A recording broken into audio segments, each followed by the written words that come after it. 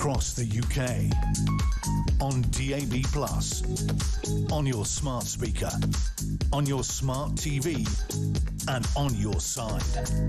This is Talk.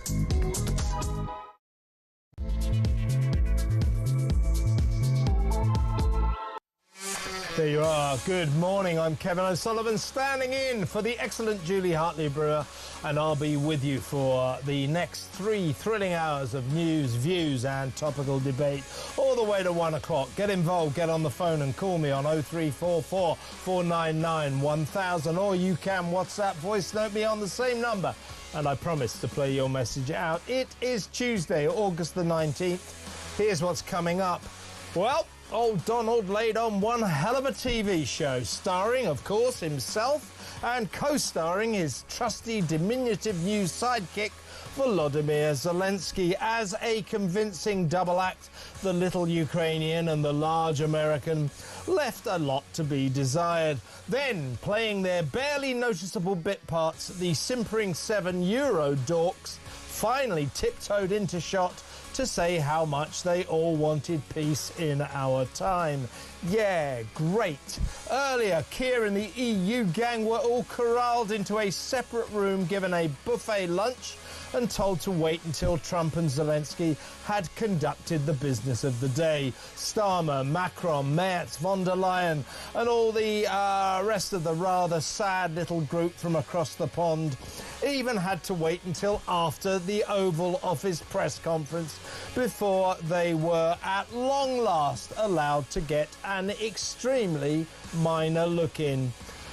For Europe and its leaders forced to perform like seals for the camera, it was a horrible humiliation. What were the not-so-magnificent 7 even doing there? And was Trump's White House television spectacular a drama or a comedy? 0344 499 1000. That said, with the promise of a possible 3-way sit-down bringing Zelensky, Putin and Trump together in the same room, just maybe some kind of agreement can be reached.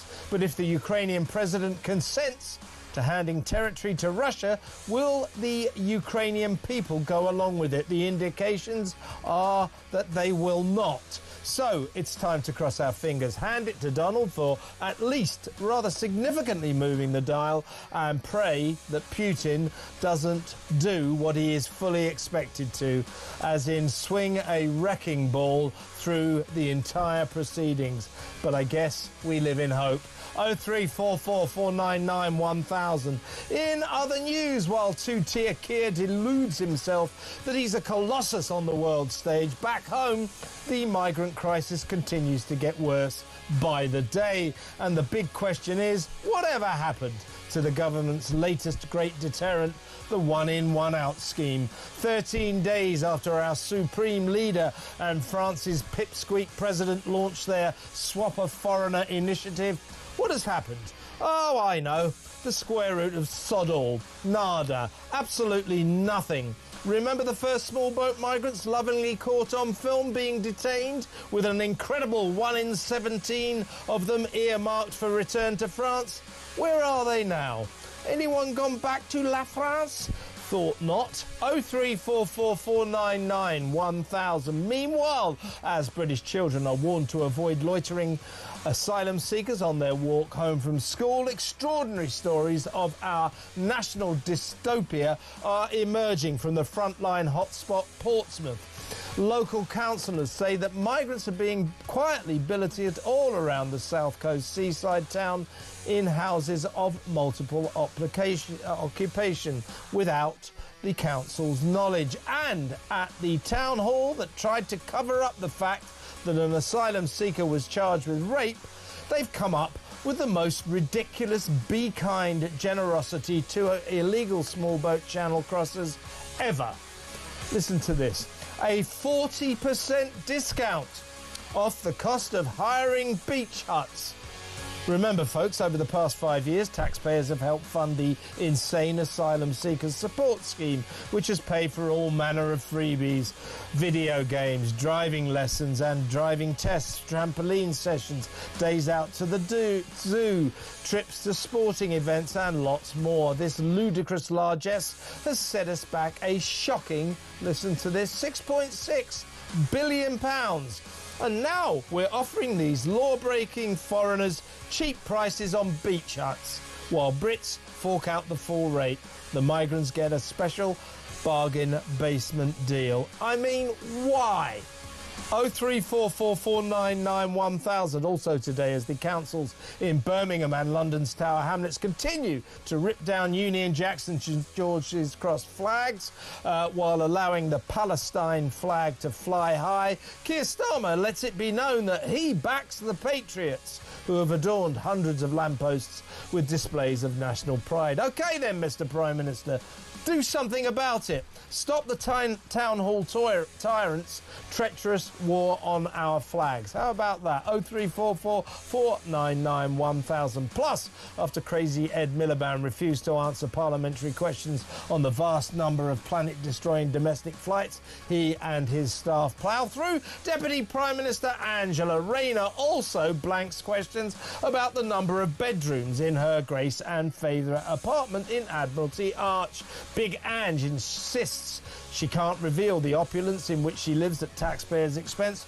for security reasons. These champagne socialists, always a bunch of total hypocrites. Anyway, here's how many bedrooms she's got. 3. Here's how many bathrooms she's got. 3. Why won't you tell us, Ange? Embarrassed that such central London luxury is at odds with your self-styled working-class hero status? What a joke. 03444991000. And finally, have we forgotten that Gary Lineker was forced to leave the BBC early in an anti-Semitism scandal? Given the nature of his shameful departure from the state broadcaster, why has this guy been nominated for a prestigious national television award? Is this another shameful example of Jew hatred being tolerated in this country? 03444991000. All that and so much more, so don't go anywhere. Stick with me right here, right now on Talk, the home of free speech and common sense. Let's spend Tuesday morning together.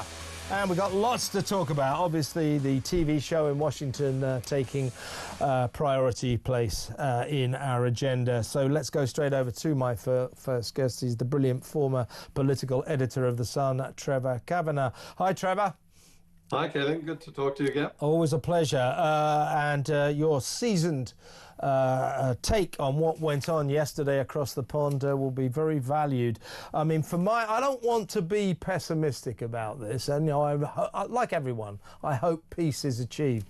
I think all the smoke and mirrors we're getting are obscuring the fact it's an extremely long shot, but fingers crossed. What I thought, my takeaway from what we saw yesterday on the telly was a humiliation for the not-so-magnificent 7 European leaders who, for some reason, flew all the way across the Atlantic to, worship at the altar of President Trump. The New World Order.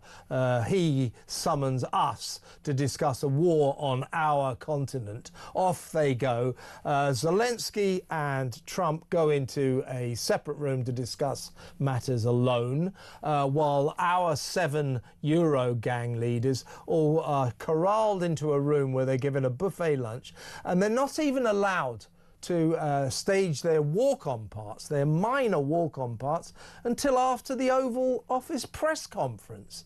I mean, it was embarrassing for us, embarrassing for Britain, embarrassing for all the European countries, wasn't it? It was, and I think we deserved all we got, including Britain and including Starmer. And I think your rather depressing portrait of how this is going and how it will pan out is likely to turn out to be true. There may well be an end to the war, but it won't be on terms which are favourable to Ukraine. They will be on terms favourable to Putin. And if it's a temporary halt, it'll only be temporary. while in fact Putin regathers his forces. And at some point down the line, with extra land that he will certainly grab in the process of this deal, if it's a deal at all, he will resume those hostile attacks when we're looking somewhere else in about 2 or 3 years' time, if that long. Indeed. I mean, and down the line, I mean, you know, this much vaunted potential meeting between Trump, Zelensky and Putin, note, no European leaders required. If this happens, as you say, I think the requirements, the demands that Putin puts on the table will be, I reckon, impossible for the Ukrainian people to swallow. We mustn't forget, it actually is not in Zelensky's gift to make the deal on his own, such as the Ukrainian constitution, that he has to go to the people in a referendum to ask them whether or not the peace deal on the table is acceptable to them. And what we hear is that most Ukrainians feel that for more than 2 years, you know, they've sacrificed so much, so many lives lost, that they're not in the mood to say, oh, well, at the end of it, we'll cede the territory that we have fought so hard and disastrously to keep, or in terms of the loss of lives. So again, I don't want to seem pessimistic, but the way some of the coverage has been going, you'd think that, you know, this is just about it. We've just about done the deal. There is one hell of a long way to go. Interesting also, Trevor, that you know, since Friday, don't forget when Putin came in from the cold in Alaska, of all places, the deal that they were going to talk about was a ceasefire. Within seconds, Putin seems to have persuaded Trump it needs to be a full-time peace. And here is Trump talking about that. I don't think you need a ceasefire. You know, if you look at the 6 deals that I settled this year, they were all at war. I didn't do any ceasefires. And I know that it might be good to have, but I can also understand strategically why, well, you know, one country or the other wouldn't want it. You have a ceasefire and they rebuild and rebuild and rebuild, and, you know, maybe they don't want that. But if you look at the 6 deals, we made peace and you know, long-term, long-running wars. I didn't do any ceasefires. And I just spoke to President Putin indirectly, and we're going to have a phone call right after these meetings today. And we may or may not have a trilat. If we don't have a trilat, then the fighting continues. And if we do, we have a good chance. I think if we have a trilat, there's a good chance of maybe ending it. But he's expecting my call when we're finished with this meeting. Well, look, I think, Trevor, that Trump deserves full credit for moving the dial significantly, bringing Putin to the table, and at least getting something in motion that may give us reason for optimism. I think that is a very big may. That said, you know, he's going, oh, no, we don't need a ceasefire. Well, actually, that's why they met in Alaska. Within an hour, Putin has persuaded Trump, no, not a ceasefire, we need a full peace. So Trump sort of acting as if he's dictating the narrative, but I'm not so sure he is. The point here, Kevin, is that Trump wants this done and dusted. He doesn't want any more killing, which is a very noble objective. But how do we get there? We get there by handing victory, in effect, to Putin, and we also hand over territory, which will be very valuable territory, including those rare earth minerals. And we will end up with a deal on energy, which will help the Russian economy and indeed help the American economy. And we may all be rather pleased when the shooting stops in the West, because it's a rather long way away from here. And we don't care too much what happens after that end of hostilities. But it won't be an end to hostilities. And the other point is that this deal holds out the carrot of a possible Clause 5 deal on which, if Ukraine is attacked, it is dealt with as if it were a NATO nation, and that all of the other NATO nations rally to its defense. Now, it's very significant that at that meeting in the White House, the member states of European Union and NATO closest to Russia, that is Poland, Hungary, the Czech Republic and Romania, were not represented. I think that's a very important thing, particularly Hungary. Do you, or does anyone believe that weakened, impoverished European countries, whether they're part of NATO or not, will ride to the rescue at huge cost in blood and treasure to a country like Ukraine. Well, exactly. Well, as I say, Trump seems to feel that this could be thrashed out in the absence of all the European leaders, and particularly the European leaders who weren't there yesterday.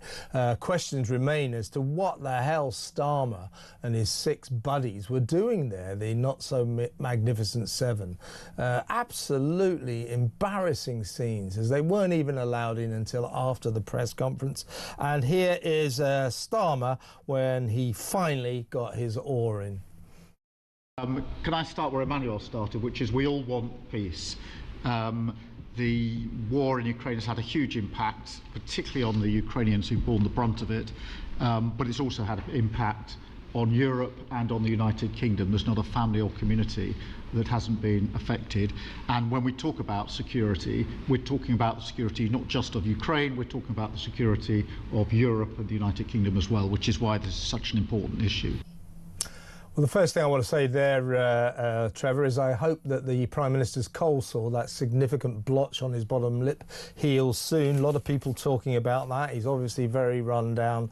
But his contribution is just meaningless. I mean, we aren't going to have much effect on whatever deal may be thrashed out. As I say, I think it's unlikely a deal will be thrashed out. But if one is, it's clear from yesterday that Britain and the rest of the Euro gang aren't going to play much of a part.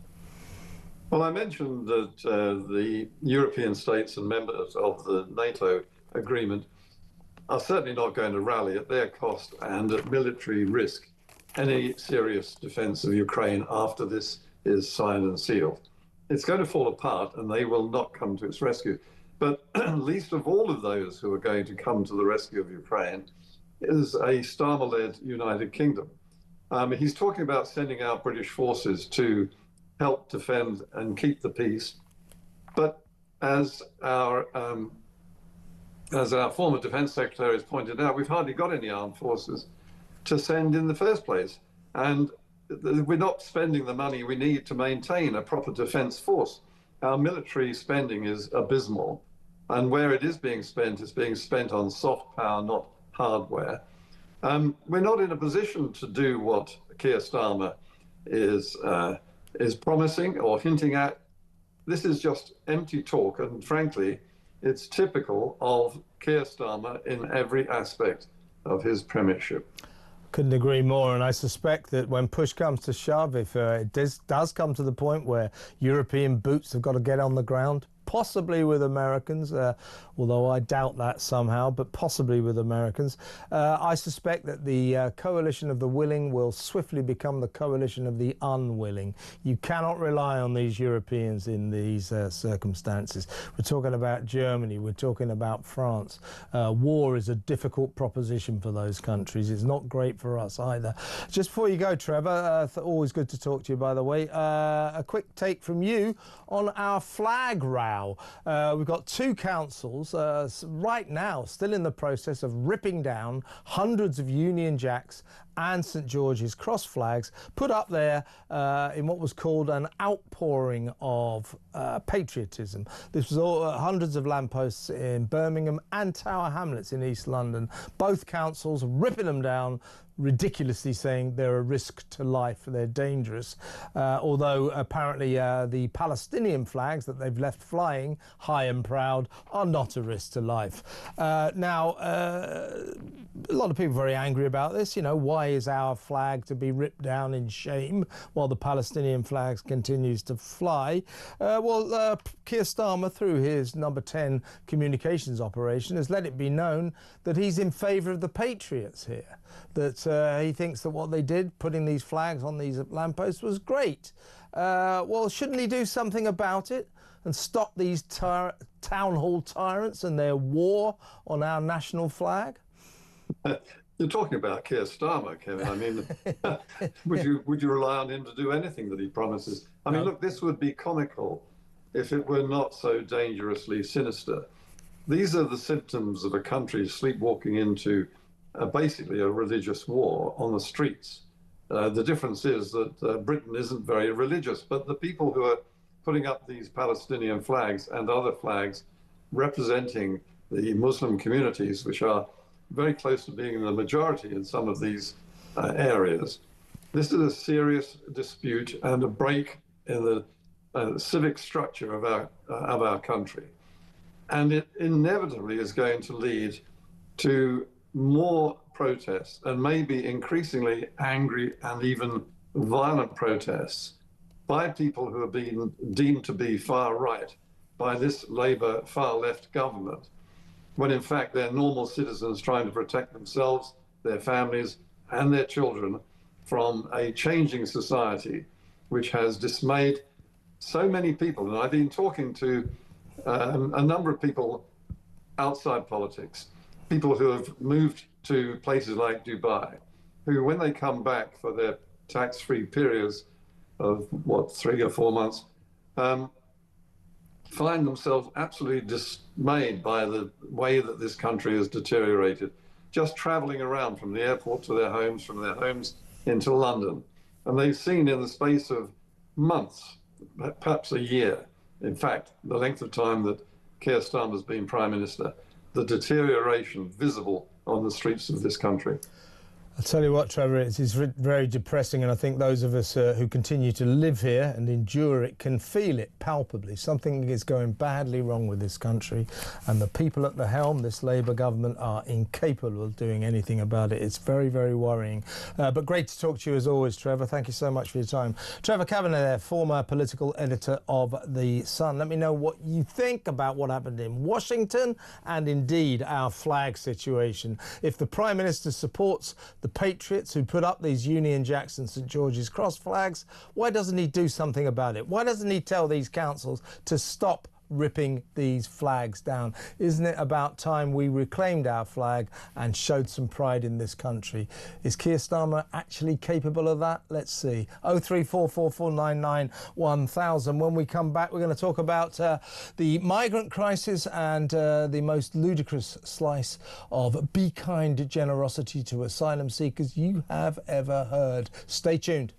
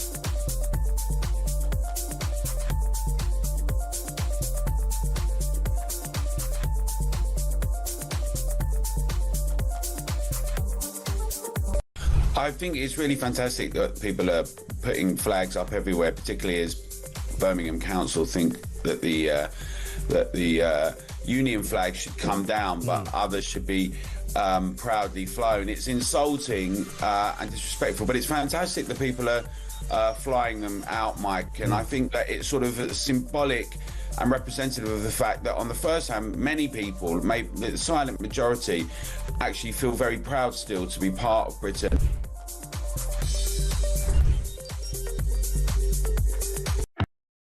Across the UK, on DAB+, on your smart speaker, on your smart TV, and on your side. This is Talk. Welcome back. Let's go straight over to my next guest. I need to talk about Portsmouth. Portsmouth, which has had all sorts of problems with its local asylum seekers. Several hotels in the area used to billet up migrants who crossed the channel illegally, and we now throw all sorts of generosity in their direction.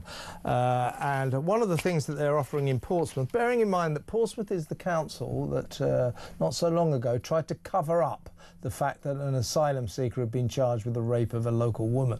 They tried to cover that up because they thought it was incendiary. Well, the news got out. So they got all sorts of problems. Demonstrations outside the Royal Beach Hotel in Southsea, which is full of migrants, angry locals worried about safety. This is the day where children have been warned to avoid loitering migrants on their way home from school. This is ridiculous. So children being warned to be careful about the illegals that we let into the country and then put in hotels and gave them loads and loads of free stuff. Anyway, the great free offer, the cheap offer anyway, in Portsmouth now, as I said, possibly the most ludicrous special Be Kind offer to asylum seekers ever. Bearing in mind we've already given them driving lessons, driving tests, free trips to the zoo, free sporting events, free videos, free phones, you name it. Anyway, in Portsmouth, they're being offered, check this out, a special discount rate, 20% discount on renting beach huts. I mean, is it just me, or has the world gone absolutely insane? You know, stop the world, I want to get off. Let's talk to the leader of Portsmouth's Reform UK group, Councillor George Madgwick. Welcome, George. Thanks for having me on, Kevin. Good to have you on the show. This is ridiculous. You know, I mean, personally, I wouldn't give this lot anything. No free videos, no free phones, no free driving lessons, no free tests, no free trampoline sessions, and so on and so forth. You know, I would put them in rudimentary accommodation and leave it at that, if we must. However, on this goes, there's a thing called the Asylum Seeker Support Scheme that over the past 5 years, this is partly funded by taxpayers, has handed to migrants and asylum seekers £6.6 billion worth of free stuff. Now, in Portsmouth, they've gone the extra mile. What on earth is offering migrants, asylum seekers, cheap rent on beach huts all about? What on earth are they thinking? Yeah, so where do we get started with this? You've got the right person on the show, because my job a couple of years ago was actually to scrutinise this thing called the leisure card, which is what you're actually talking about. And the leisure card has some great benefits for people, and it's good for people that are on low earnings, etc. But the council's administration decided to now offer this up to asylum seekers, and it goes a lot further than offering 40% off beach hut hires. It's also 40% off kayak lessons, lessons, kayak lesson. What's that? So they can row back to France, please. Well, there you go. Maybe that's one of the incentives. But you know, there's also discount coffees on this card. There's also free gym membership, squash, tennis, pool, table tennis, you name it. Even 40% discount, I believe, at one of the Exploria Kids climbing frame centres. There's discounts off everything. And you can do a tour of our historic dockyard if you want. That's also available on the leisure card. So this is something they're offering to migrants in the city. And yeah, I mean, I think personally it's shocking when you've got people that are literally struggling to make ends meet and struggling to buy food that are not eligible for this discount scheme or discount card, but yet you're offering it to people that come here illegally. As you say, it's morally wrong. And the people of Portsmouth, the taxpayers, are paying for this privilege. Absolutely. And you've had your problems, haven't you, in Portsmouth? Because you've got this Royal Beach Hotel in Southsea where an asylum seeker was living, and he's now been charged with the rape of a local woman. Obviously, feelings are running high locally. You've had your demonstrations outside Portsmouth. You've had the crime problems that all areas with asylum seeker hotels have to endure. So I'm sure people like you and the decent councillors are saying we should do something about these asylum seekers. You know, we should bring them into check. You know, this is representing a threat to the safety of local people. Meanwhile, your council is busy saying have a cheap beach hut. have free kayak lessons. The priorities are just all over the place. What on earth is going on, George? I mean, the problem is, Kevin, is when your council administration, i.e. the Lib Dems and the team that lead it, are on the steps stood next to Stand Up to Racism protesters with signs and chanting, literally the leader of the council chanted, this is on a video, saying refugees are welcome here on the steps of Portsmouth. What do you expect this council to be doing? They're being run by people that believe we should have more migrants in the city, that want to support the migrants when they're in the city and are incentivising the migrants when they're in the city. They even signed up recently to the Council of Sanctuary pledge that, if your listeners don't know, is a pledge where the council basically dedicate themselves or change their philosophies to support migrants when they come to the city. And also, Kevin, I'm not sure if you saw the story broke at the Sunday Times at the weekend. We've also just discovered that the Home Office have secretly been using subcontractors to take 55 HMOs off the market in Portsmouth and give them directly to migrants. And we weren't even told that until this weekend. So we now have hundreds more migrants than we expected. And on top of that, we found out these subcontractors have been forcibly evicting local residents from these properties using Section 21 notices to make way for migrants. So we've got a real problem in Portsmouth. We've got a real systemic problem. And as I say, the administration of Portsmouth City Council are, by all accounts, supporting it. Yeah, they're constitutionally in favour, of open borders and letting more and more of these poor victims of war and torture come here. Of course, last time I checked, there really isn't a whole lot of war and torture in France, which is where they come from. Yeah, you're right. It's a mindset. It's a mindset by councils like yours, not obviously with honourable exceptions. But yes, I was going to ask you, the next question was, is it the case that covertly, almost under the cover of night, hundreds more migrants have been foisted upon Portsmouth in these houses of multiple occupation without you guys knowing? They just did it quietly and secretly. It's absolutely true. So basically what happened with this story, and I really thank the reporters for helping me on this, because I felt like a sole man on a lonely island, but I was getting messages from local residents saying to me, George, there's migrants moving in next door to us in an HMO, and we had, George, I've been evicted from my property for migrants to come into my property. And I went to the council with this information, and the council said, no, it's not happening. We're not having any HMOs in the city that are going to migrants. It doesn't exist. And I went back to them again. The council reconfirmed, it doesn't happen, George. This is the director of housing said, it doesn't happen, George. I've confirmed it doesn't happen. Anyway, last Monday, I received an email from a local estate agent who was incensed because she sold a house to a developer last year, which was an HMO for 8 local residents living in it. She sold that to a developer. She was then reapproached this year to resell that house, but all those local residents have moved out, and that property is now on a government-backed asylum scheme where they're getting increased rent and a guaranteed rent for 5 years. And she sent me proof of this. So I went back to the council with the evidence, and lo and behold, the Home Office finally held their hands up and said, yes, although we haven't told you since 2023, we have put 55 HMOs in your city. And not only that, Kevin, this is the bad part, is our council actually wrote to the Home Office years ago saying we don't want any more migrants here, we don't support them, we don't want to be on the asylum accommodation pilot scheme, we don't want to be on any of that. Home Office apparently respected that. We've got Penny Mordaunt, who's our ex-MP of the area, a very prominent figure. She's been reported in the papers this week as saying that she had reassurance from the Home Office when she was in power that no more migrants are coming to the area.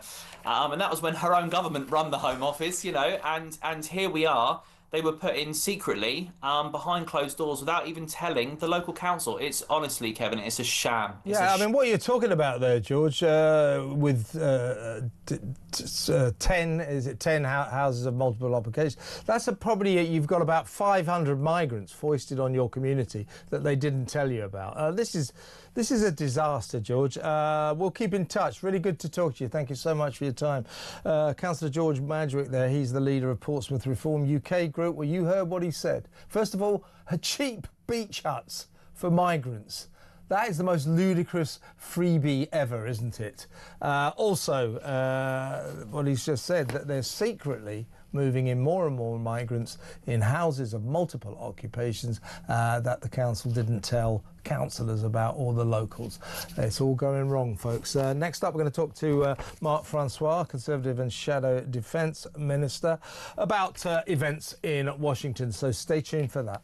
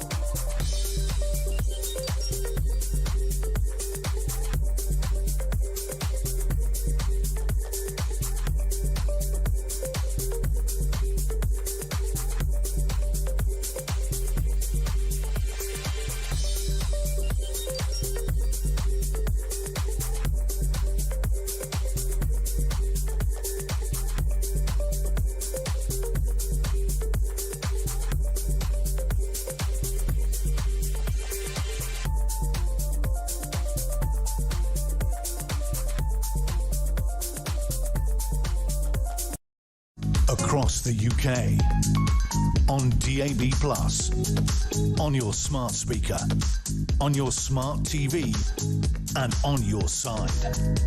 This is Talk. Welcome back. Let's go straight over to my next guest. He is the Conservative Shadow Defence Minister, Mark Francois. Welcome, Mark. Morning, Kevin. Your take on what happened yesterday in Washington. It was a TV show laid on by the president with his new trusty sidekick, Vladimir Zelensky. I thought it was quite humiliating for the not-so-magnificent 7 European leaders who crossed the Atlantic to be told to have a buffet lunch in the adjoining room. We'll call for you when we need you. They weren't even allowed to get their oar in until after the press conference. That said, credit to the president for at least getting the dial moving. But you know, there seems to be a sort of mood of optimism now. But I think we should be careful about that. Where do you stand on what happened yesterday? Yeah, I think I would go as far as cautious optimism, but I wouldn't go further than that. It's a good thing that President Zelensky met with President Trump. Clearly, it went a lot better than it did in February. It was also a good thing that you had senior European leaders there as well to show absolute solidarity with Zelensky. The president is now talking, President Trump is now talking about potential security guarantees for Ukraine. That could be very important. You know, if he's now prepared to give actual US support to Zelensky's position in the event of a peace deal. As ever with these things, the devil will be in the detail. There's now some prospect of direct negotiations between Zelensky and Putin. We in the Conservative Party have always argued that there could be no discussions about Ukraine without Ukraine. So it's good if Zelensky is now intimately involved in all of this, and we'll have to see what happens. But President Trump being supportive of Zelensky, all those other European leaders being supportive of Zelensky, hopefully this is good news for the people of Ukraine. Hopefully, but as I understand it, the Ukrainian constitution in these circumstances will call for the final decision on a peace deal to be made by the people. It has to go to referendum. And as I understand it, I don't know what Zelensky's personal view is, but as I understand it, the people of Ukraine do not feel minded to have fought for more than 2 terrible years and lost so many young lives. They do not feel minded to suddenly cede territory to the aggressor who just invaded them, Russia, Putin. And therefore it is the people of Ukraine who may well turn around and say, look, any peace deal cannot involve any cessation of territory. Well, and who can blame them? You know, would Donald Trump give up part of Texas? Yes. So the Ukrainians have been through utter misery at the hands of Putin. You know, he is the aggressor. He's the one who's been giving orders deliberately to fire missiles at children's hospitals. You know, he's an ex-KGB colonel. He's not a Boy Scout. But let us see what these negotiations come up with. As you rightly say, the Ukrainians have been very reluctant to give up any territory. Putin has been trying, apparently, to get promises of territory beyond the line of contact, in other words, beyond where his troops already are. I can't speak for President Zelensky, but I would be very, very surprised if he were prepared to actively countenance that. Trump has got Putin to the table. I think we need to give him credit for that. Totally. Let's now see what these negotiations actually produce. But I did say cautious optimism earlier, Kevin, because I think part of the risk here is Putin thinks he's winning. He's advancing, you know, one village at a time at immense costs in terms of casualties. The Russians have suffered over 1 million casualties since the full-scale invasion 3 years ago. But rather like Stalin before him, Putin doesn't seem too fussed about that. He thinks he's winning at great cost in blood and treasure. The US and the Europeans have to support Ukraine to prove to him that he can't win. Why is that so important? If he thinks he's won, even if he pauses temporarily, he'd wait a few years and then he'd come back and have another go. That's the real absolute risk of this. And do you worry, Mark, about the optics of what's been happening since Friday? I mean, obviously, you know, the president laid out the red carpet, gave Putin a ride in the presidential car and so on and so forth, you know, really bigged Putin up. Putin lapping it up, you know, loved it. You know, the Russian leader who came in from the cold in Alaska, you know, welcomed back onto the world stage. He did enjoy it and he made the most of it. And even in these Washington negotiations yesterday, he looms large. I mean, all of this, all of the cautious optimism you are talking about, and I share your cautious optimism. We have to be cautious about it. But it all depends on Putin. Putin is the big player in this game. Does it worry you that these last few days have given Putin too much credibility and facilitated his return to the world stage? Well, you know, some of those pictures were, shall we say, difficult to watch after what Putin has done to, you know, to murder, let's use the word, civilians, women and children in Ukraine.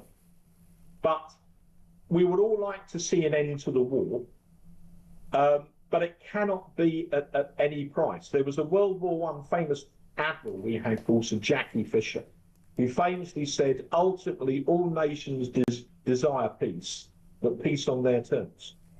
After everything the Ukrainians have been through, Kevin, what we cannot allow is anything that looks like a Russian victory, because if that were the case, all we are doing is kicking the can down the road. So that's why I said cautious optimism, but, you know, cautious, I think, with a capital C. Yeah, I would agree. Mark, very good to talk to you. Thank you so much for your time. Mark Francois, MP, Conservative and Shadow Defence Minister, calling for cautious optimism. I think that's a fair assessment of where we're at.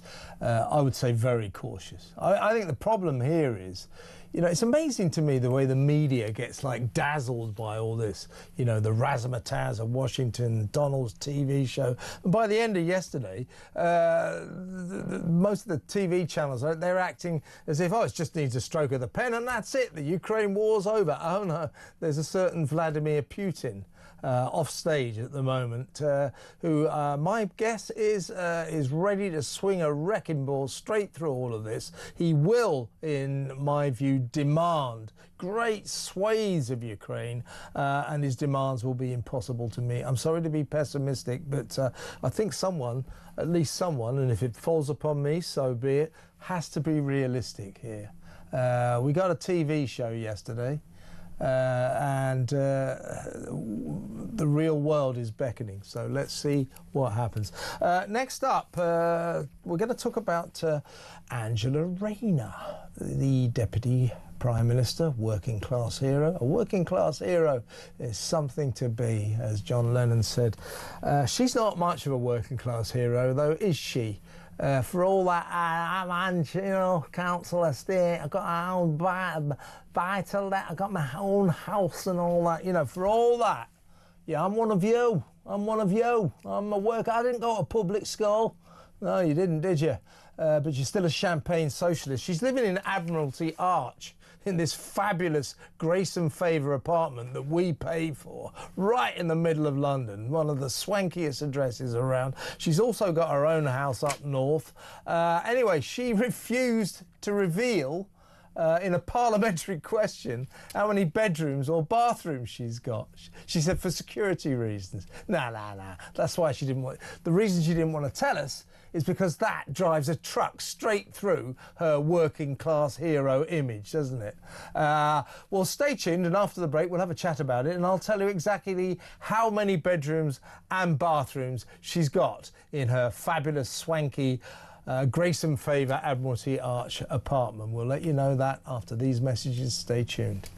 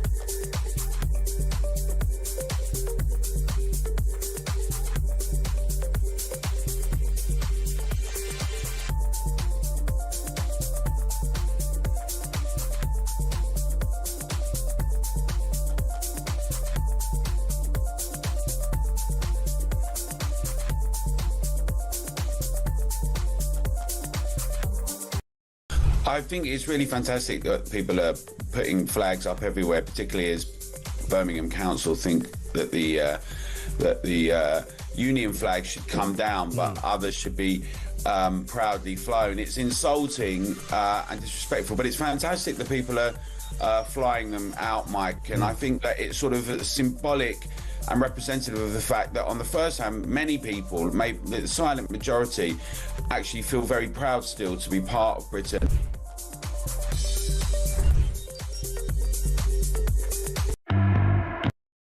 Across the UK, on DAB+, on your smart speaker, on your smart TV, and on your side. This is Talk. Welcome back. So quite recently, the Deputy Prime Minister, Angela Rayner, Big Ange, she was asking a parliamentary question. How many bedrooms you got in your Grace and Favour apartment, the one that you get for, you know, because you're the Deputy Prime Minister? It's in Admiralty Arch. Fantastic address, right in the centre of London, by Pall Mall, by the Mall and by Trafalgar Square. Couldn't get a better address. She didn't answer this question for security reasons. For security reasons, you know, she's an important person.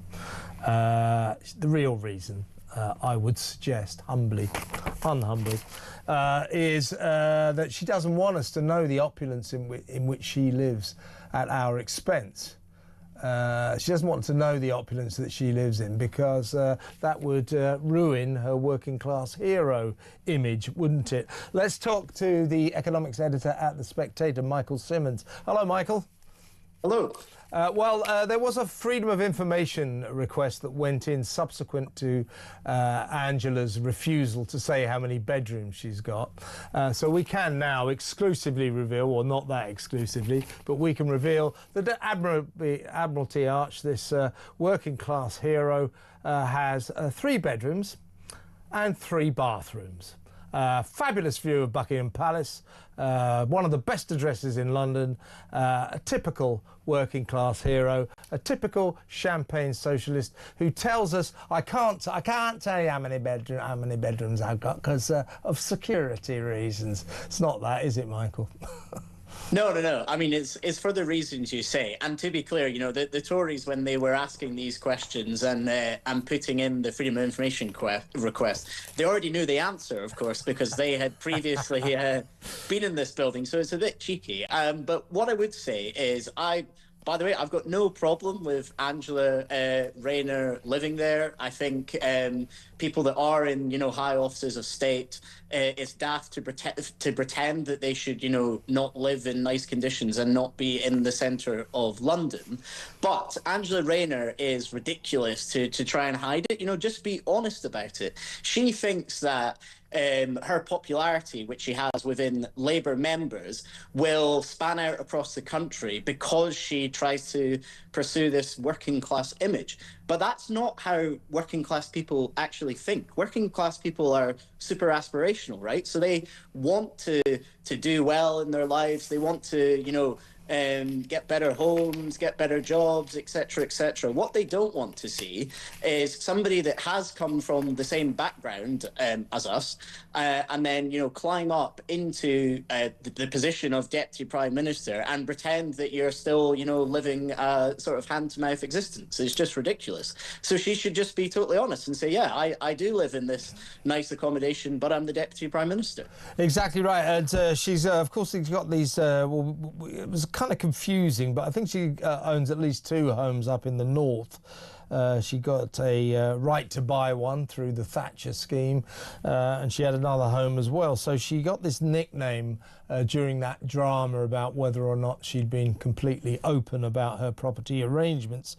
In the end, she was found to be innocent of all charges, I suppose. So she was nicknamed Angela 2 Homes Rayner then. But the truth is she's Angela 3 Homes Rayner, thanks to this fabulous place she stays in in London. And don't forget, Michael, not so long ago, it was revealed that when she went to New York, she stayed in, of course, Labour's Dr. Feelgood donor, Lord Wahid Ali's £2 million New York flat, 2 bedrooms, 1,300 square feet.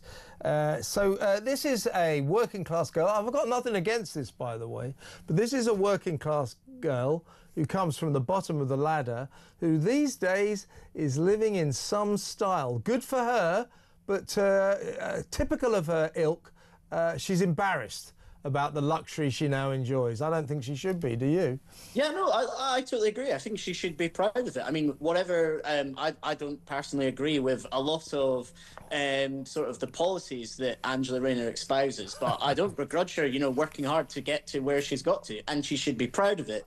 But more than that, what ministers must not do is cut off these opportunities for everyone else. So, you know, you can't acquire all these houses because you have worked hard and done well, and then tax everyone else in Britain to the absolute hilt, so that it's impossible for the rest of us to, you know, buy one house, let alone the second, the third, and stay in the New York mansion. I think, you know, we need to get back to, you know, aspiration in this country and say, great, you know, you have done well, you do have a second home, although ideally at minimum cost to the taxpayer, but I want everyone else to follow me up, and I'm going to get rid of regulations, I'm going to change the tax environment, I'm going to build loads of homes to make that an attainable goal for everyone else. But I would say that this government is talking about doing that, but its actions don't seem to, you know, deliver any of that. In terms of the house building, we're just looking at, if you're watching on the telly, we're just looking at shots of Angela, you know, on building sites with Starmer and stuff like that, construction sites. And of course, she is the housing minister as well as being deputy prime minister, and she has pledged to build, you know, many, many houses. And I believe that if she were to keep her promises for how many houses she's going to build, she'd have to be, or getting people to erect a house every 3 minutes. So that's not quite working out. Is she getting anywhere at all, Michael, as far as you're aware, with her home building project? Or is it, as I understand it, not really going anywhere fast? Yeah, look, she's talking the talk, but we're just not walking the walk yet as a country. It's particularly bad in London, where I think the number of affordable homes that are being started has dropped down into like the double figures. So there's just nowhere near enough for the kind of building that she would need to get anywhere near her targets. Another issue is a lot of councils sort of fiddle the figures and make everything worse. So rather than actually building new affordable homes, they will buy private property that's come onto the market and rebadge it as an affordable home, which means for those, you know, people who are in work and are going for these private properties to rent or buy, they're now competing against the state, who's trying to buy them to turn them into social housing. And basically, you know, I admire her ambition on this. She's right to say that we need to be building all these homes, but we need a sort of cross-government approach where we slash every regulation that's in the way, where we take planning permission centrally so that it can't be blocked by any council that wants to, and say, look, we are just going to get these built. And I think she does seem to want to do that, but she's not going far enough, and the other ministers in the cabinet are maybe getting in the way of that. And Labour as a whole is just getting nowhere near where it needs to be on house building. And of course, her other big project is the workers' rights deal, which seems like an ongoing catastrophe, a complete kind of restriction on the rights of businesses, of business owners, to actually run their businesses in any kind of sensible way. Do you remember at one point part of this was she had to accept this was bizarre, but it's a window into her kind of thinking. She wanted a law which banned bosses from ever in any way contacting their employees after 6 p.m. I mean, in my business, for example, or our business, that would be absurd. But you know what I mean? This workers' rights bill is about as successful as her housing project, not very successful at all, and is infuriating bosses. Well, this is a classic example of a Labour policy that I'm sure is very popular with Labour voters. And if you're a Labour MP, you think, oh, great, this is why the Labour movement exists. It's to create workers' rights. But they never think about the consequences. And what's more important than, improving workers' rights in a country that already has some of the strongest workers' rights in the world is actually getting people into jobs and getting people up the job ladder. And what this, bill will do is absolutely destroy that. We've already seen over 100,000 jobs lost because of the national insurance rise on employers. And all this is going to do now is it's going to add costs to employing. It's going to make employers say, I'm not going to take risks. Okay, Michael, we've got to go, but thank you so much. Philip Kilsley next. Stay tuned.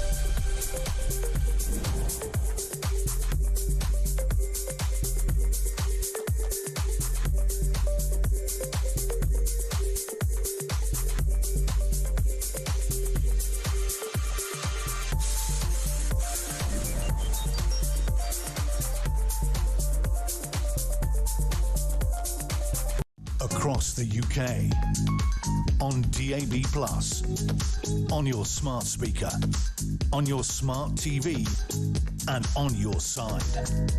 This is Talk.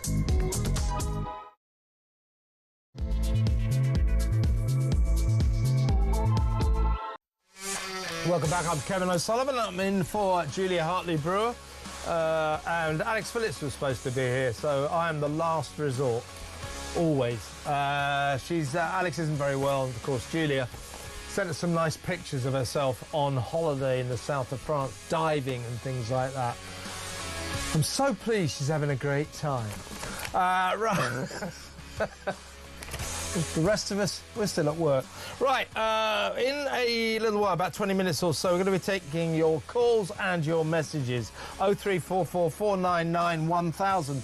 What did you make of what happened yesterday in Washington at the White House?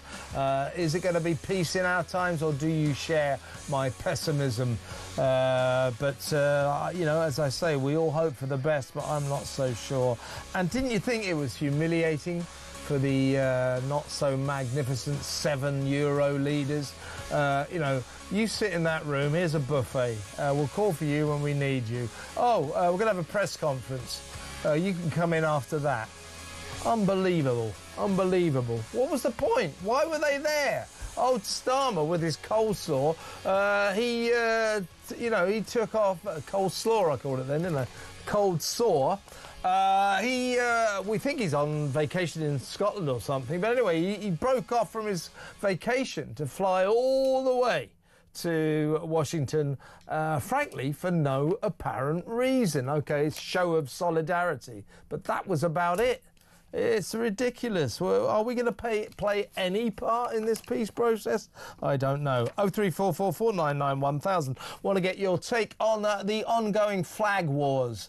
The Prime Minister, we're going to talk about this in just a second, the Prime Minister letting it be known that he supports the Patriots, who have been hanging up Union Jacks and St George Cross flags all over Birmingham and in East London, Tower Hamlets, the borough of Tower Hamlets. So both councils, Birmingham City Council, Tower Hamlets Council, ripping them down, calling them a risk to life, dangerous and a risk to life. However, they don't feel that the Palestinian flags, which adorn both of these places, Birmingham and Tower Hamlets, loads of them in Tower Hamlets, can't move for them. They don't feel they're dangerous. They're not a risk to life. Only Union Jacks and St George's flags. What do you make of that? And Keir Starmer has let it be known he supports the Patriots. He thinks it's great they're putting up flags. So why doesn't he do something about it? He runs this country. Stop these town hall tyrants and their war on our national flags. Why don't our flag take second place to the Palestinian flag? We're going to reclaim our flag. We're going to reclaim the St George's Cross. It should be a proud flag of England, not a symbol of some sort of far-right extremism. Ridiculous. Nor is the Union Jack. Reclaim our flag and fly it high and fly it proud. And if you want to put it on lampposts, as the Prime Minister says, that's a good thing, isn't it? 03444991000. And let me know what you think of the special offer being made by Portsmouth Council to its asylum seekers, its local migrants, the people who broke into our country illegally, who came across in illegal small boats, who for some strange reason we just give billions and billions of pounds worth of free stuff to. Put them in 4-star hotels. It's free money. Free doctors, free dentists, free lawyers, free driving lessons, free trampoline sessions, free anything you want. Well, in Portsmouth Council, they've gone the extra 9 yards. It's unbelievable. In Portsmouth, if you're an asylum seeker, you get a discount on renting beach huts. 20% discount. If you want to know, we looked this up because we are tireless in our pursuit of facts, our investigations. It costs about 20 quid a day to rent a beach hut in the Portsmouth area. That's if you're British, a local resident, or British citizen.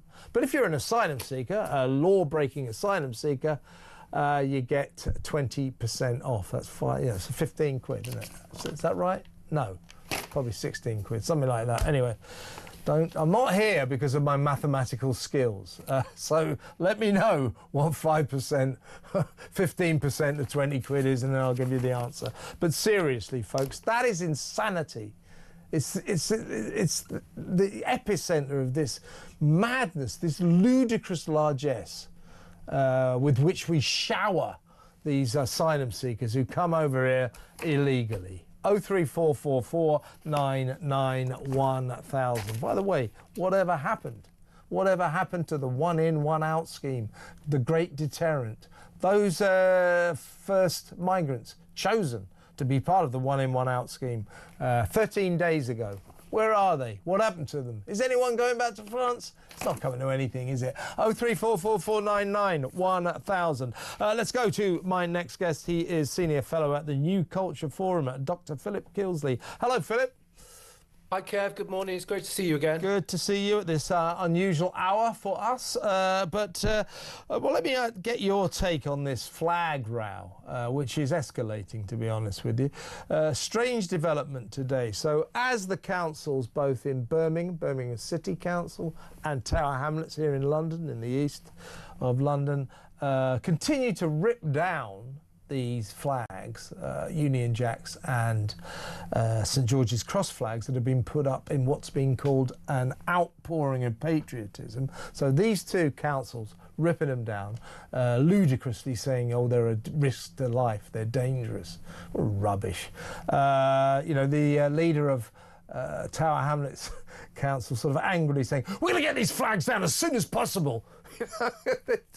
It's Union Jacks, for God's sake. But the Prime Minister's waded in and let it be known through his communications department, his crack press office, that he fully supports the patriots who've been putting up these flags. So as Prime Minister, why not put your foot down and tell these town hall tyrants to leave our flags alone? How about that? Yeah, absolutely. It should be actions, not words, because I'm listening to what Keir Starmer says or what his advisors and colleagues say, and I just don't believe you. I'm smelling the stench of bovine manure.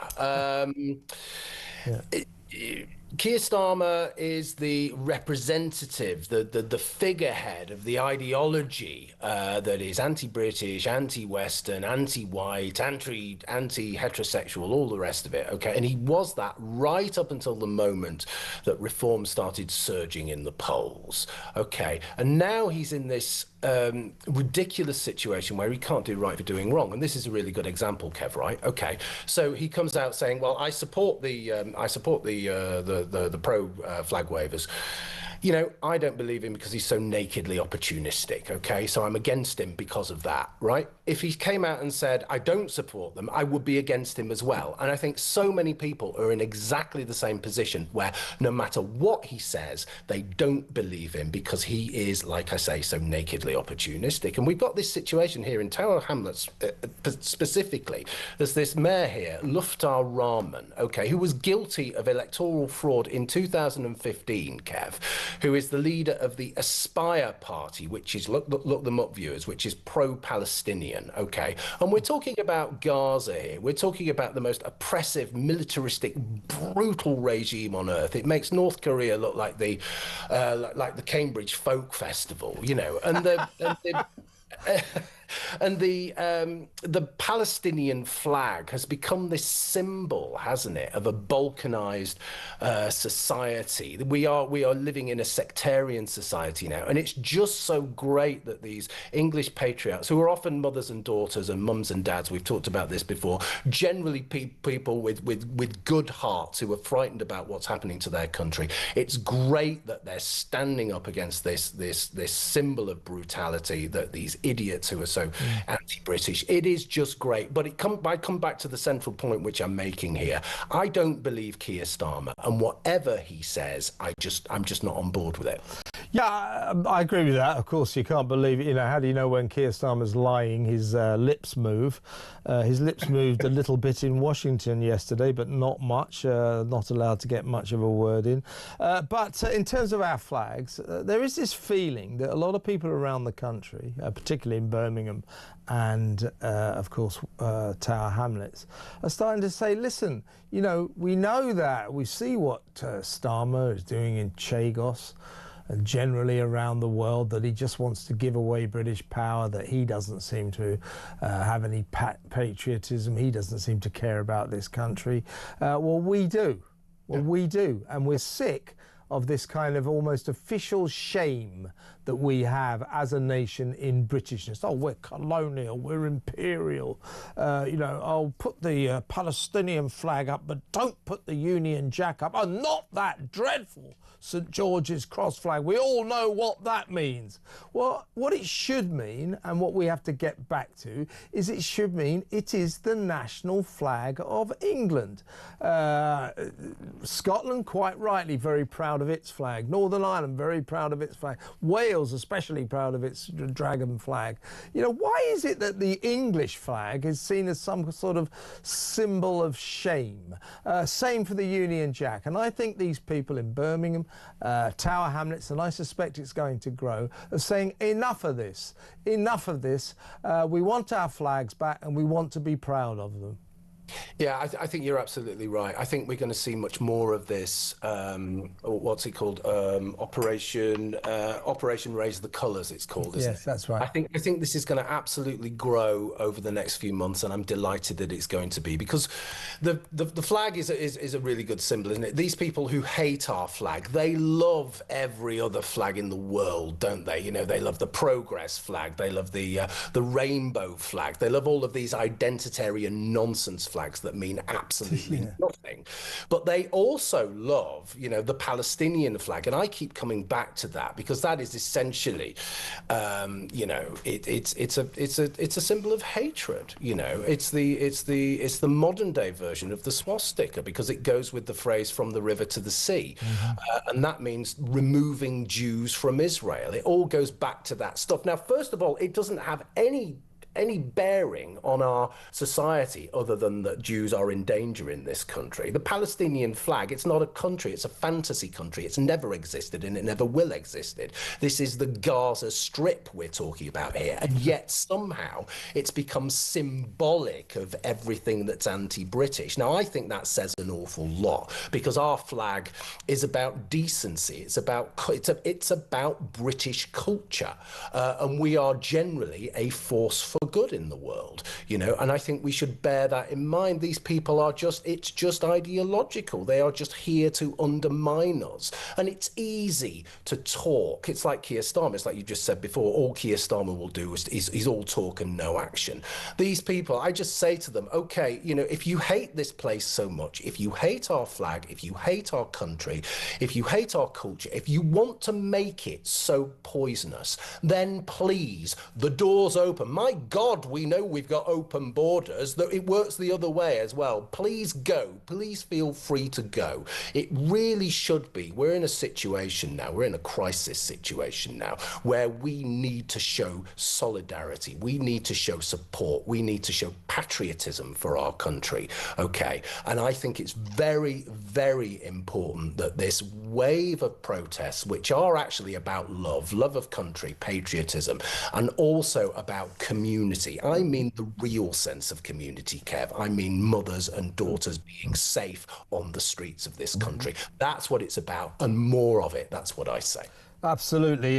Before you go, Philip, the Prime Minister, again, deluding himself, he's some kind of colossus on the world stage, reduced to that sort of silly little bit part, as the 7 idiots from Europe were humiliated, I think, in Washington yesterday. I mean, they played no part in the proceedings. I don't even know why they went there, told to sit in another room while Trump and Zelensky attended to the business of the day. Here, have a buffet. We'll see you lot later. That notwithstanding, he's over there, as always. Meanwhile, the migrant crisis goes from bad to worse. We've just discussed some of the ludicrous largesse we're bestowing on these people. The latest fabulous freebie or knockdown bargain rate, especially for asylum seekers, you won't believe this, is cheap rates on renting beach huts in Portsmouth. It's unbelievable. But what I wanted to ask you is, any idea what happened to the one in, one out scheme? Supposed to be a deterrent. Since then, this was now, well, tomorrow it would be 2 weeks, so it's 13 days since Macron and Starmer launched their bizarre swap a foreigner initiative.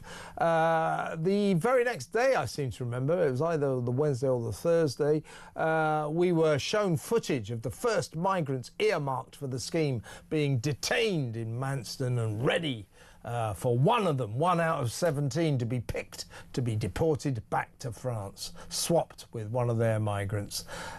Since then, nothing. Nada. Nothing has happened. I mean, as a deterrent, Philip, we know it has just failed right off the bat, because 2,500 migrants have come over the channel since they launched this scheme. So it's not working as a deterrent. But whatever happened to our one in, one out scheme guinea pigs that we saw 2 weeks ago? Any idea? I think it got it must be in a toilet somewhere in 10 Downing Street, you know, on the floor somewhere there. I mean, this is just typical, isn't it, of sound bites, gimmicks, gaslighting, and all of the other terrible things that just comes back to what I said before. You cannot trust this man because there is no substance to any of it. The one thing that he needs to do, the one thing he needs to get right is to close the borders, to really clamp down on this stuff and be seen to be doing that. Okay, this is what is this now? This is it's 2 weeks ago. And even if this had worked, it would only add up to 100 people. Now, bearing in mind, we were talking a couple of weeks ago, there was one day when 898 people came across the English Channel in boats. So this is quite literally a drop in the ocean or a drop in the channel. And it just represents everything that is terrible about this government, everything that is really terrible about the media class, because it only seems to be us on this channel that are talking about it, and independent channels like New Culture Forum. It only seems to be people like us that are talking about it. Where are the media on this? Where are the BBC on this? Why aren't they coming down? If this were anybody else, if this was the Tories, my God, if this was Nigel Farage, they'd be down on them like a ton of bricks, but they let these things go because they are complicit in this. They think having all of these fighting age men, we're just looking at them, they're all men. Okay? Yeah. Fighting age men coming over, hordes of fighting age men invading this. They think that's perfectly fine. They think that's, you know, some kind of act of kindness and that we should be doing this. No, you need to be being actual, you know, journalists and pushing back on this. Yeah. That's why they get away with this, because it's only a select people of you know, a select number of journalists who are really keen on this, who really want action, and the mainstream media, i.e. the public service broadcasters, don't care.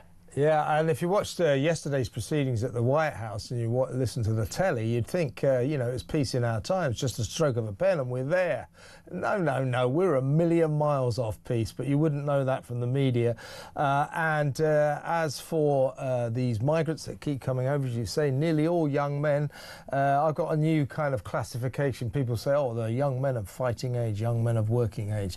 Here's the problem. They're young men of sexually active age, and that is presenting more and more trouble to this country. It is insanity. Philip, good to talk to you as always. Thank you so much for your time. Dr. Philip Kilsey there, cultural historian and senior fellow at the New Culture Forum.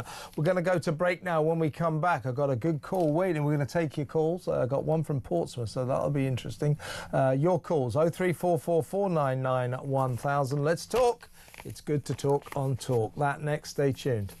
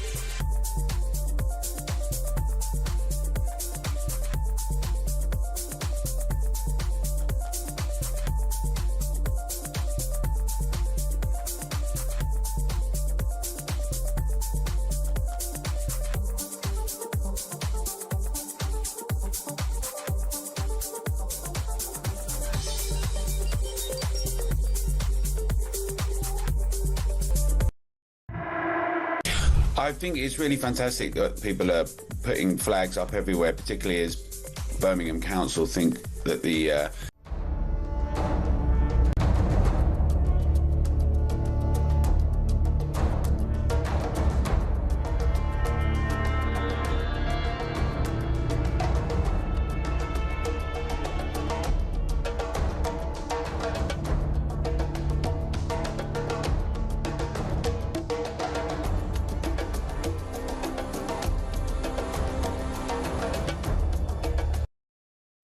across the UK, on DAB+, on your smart speaker, on your smart TV, and on your side. This is Talk. Welcome back. Let's go straight to our first call. It's from the city in question, Portsmouth. Nigel in Portsmouth. Hello, Nigel. Hello, Kevin. Great to hear you in the afternoon. Yes, in my unusual position. But I've got a little note about what you called in about. We were discussing, obviously, earlier with Councillor George Madgwick, who is the Reform UK leader in Portsmouth Council. He was saying that unbeknownst to the council, unbeknownst to local representatives, these houses of multiple occupation have been foisted on the city to the tune of maybe about 500 migrants all over the city. Also, the suggestion that actually, decent renters are being evicted to make way for asylum seekers. What I've got from a note on you, that it's very difficult to find places to rent in Portsmouth. Tell us all about that. Okay, firstly, there were two things. Obviously, it sounds like the council didn't know about these HMOs. Well, that's what George was saying, yeah. Yeah, I'm not surprised, though, because over the last 3 or 4 years, Portsmouth, I mean, I say I'm married to a black African immigrant. Portsmouth, parts of Portsmouth are just slowly becoming a ghetto in front of us. It's horrible to see. You just see... it's difficult, just a few years ago, my daughter, when she was at college, used to walk past the hairdresser and she would kind of complain a little bit, this guy keeps coming out and hassling me. Then it turns out it's the guy who cuts my hair. And I'm like, oh, he's all right, he's from Iraq. It turns out he'd come over on a rubber dinghy anyway. So I went to talk to him and say, look, that's my daughter you're hassling, leave her alone. She's only... Yeah. And then he's like, oh, sorry. And then I didn't see him again. So I'll harass someone else. Basically, yeah, literally, that was it. Because that's kind of the culture, really. I think there's a problem there, Nigel, is that one doesn't want to sort of racially stereotype or anything like that. But it does seem that a lot of these asylum seekers, as they loiter around outside hotels, do pass the time by sort of harassing women as they walk past. It does seem to be a problem. Why do you think that there are these demonstrations taking place, Kevin? Yeah. If you look at them, and I've been to 3. I've been to one in Chichester, really family orientated. I went to the one in Waterlooville, really family. That's just like 10 minutes from Portsmouth. Yeah. And the one in Portsmouth is quite lively, I must admit. I've only went once. I left soon afterwards. Is this the South Sea Beach Hotel or the Royal Beach Hotel? Yeah. The reason there's the anger over that is when there was an alleged rape that was committed, the reporting of it, everyone could see. There was a description of what the person was wearing, no description of his ethnicity. Then when he was charged, no description of it was that he was an asylum seeker. Yeah, no. It was his name of this particular road. That road is where the Royal Beach Hotel is, and it's like people aren't stupid. People aren't stupid. It just feels like everyone is just scared of this, and like George Madgwick has pointed out, and you've mentioned on your show, I've listened to your other show as well, that the council just seem to try to cover it up. And then it's just like they're rubbing our noses in it with, oh, you can have cheap this, cheap that, cheap the other. We're told... cheap beach huts, it's just ridiculous. We're told they don't have money for anything. They only have the absolute basic minimum to live on. So why are they having discounts to go to the gym and all the rest of it? I'm sorry. It's crazy, and people can see it. People can see. The most angry people I know about this whole situation are immigrants, people who came here, followed the rules. Yeah, who came here legally, made a life for themselves. One of my friends, he's a Pakistani Muslim. He is livid with it because he followed the rules when he came here. His mum could not get a visa to come to his brother's funeral, and he's like, this is just not fair. Yeah, these people come here illegally and we treat them like they're the sort of king and queen of Sheba and just shower gifts on them. It is ridiculous. I mean, at the very least, let's stop making them so ridiculously welcome We're just sort of saying, come across and we'll give you everything we can. It's absolute insanity, Nigel. It really is. And I think your city, Portsmouth, the great city of Portsmouth, is indicative of many other communities, cities and towns all across the country that feel like they're being invaded in a covert kind of a way. And whole swathes of Portsmouth, Bournemouth, these other places are becoming dangerous. It's ridiculous. Nigel, really good to talk to you. Thank you for an excellent call. Call me again. Nigel in Portsmouth there. Let's listen to a couple of voice notes, shall we? Again, on the asylum freebies. Here's Pete. I would like to be kind to all asylum seekers, but they're not asylum seekers, are they? They're all illegal immigrants.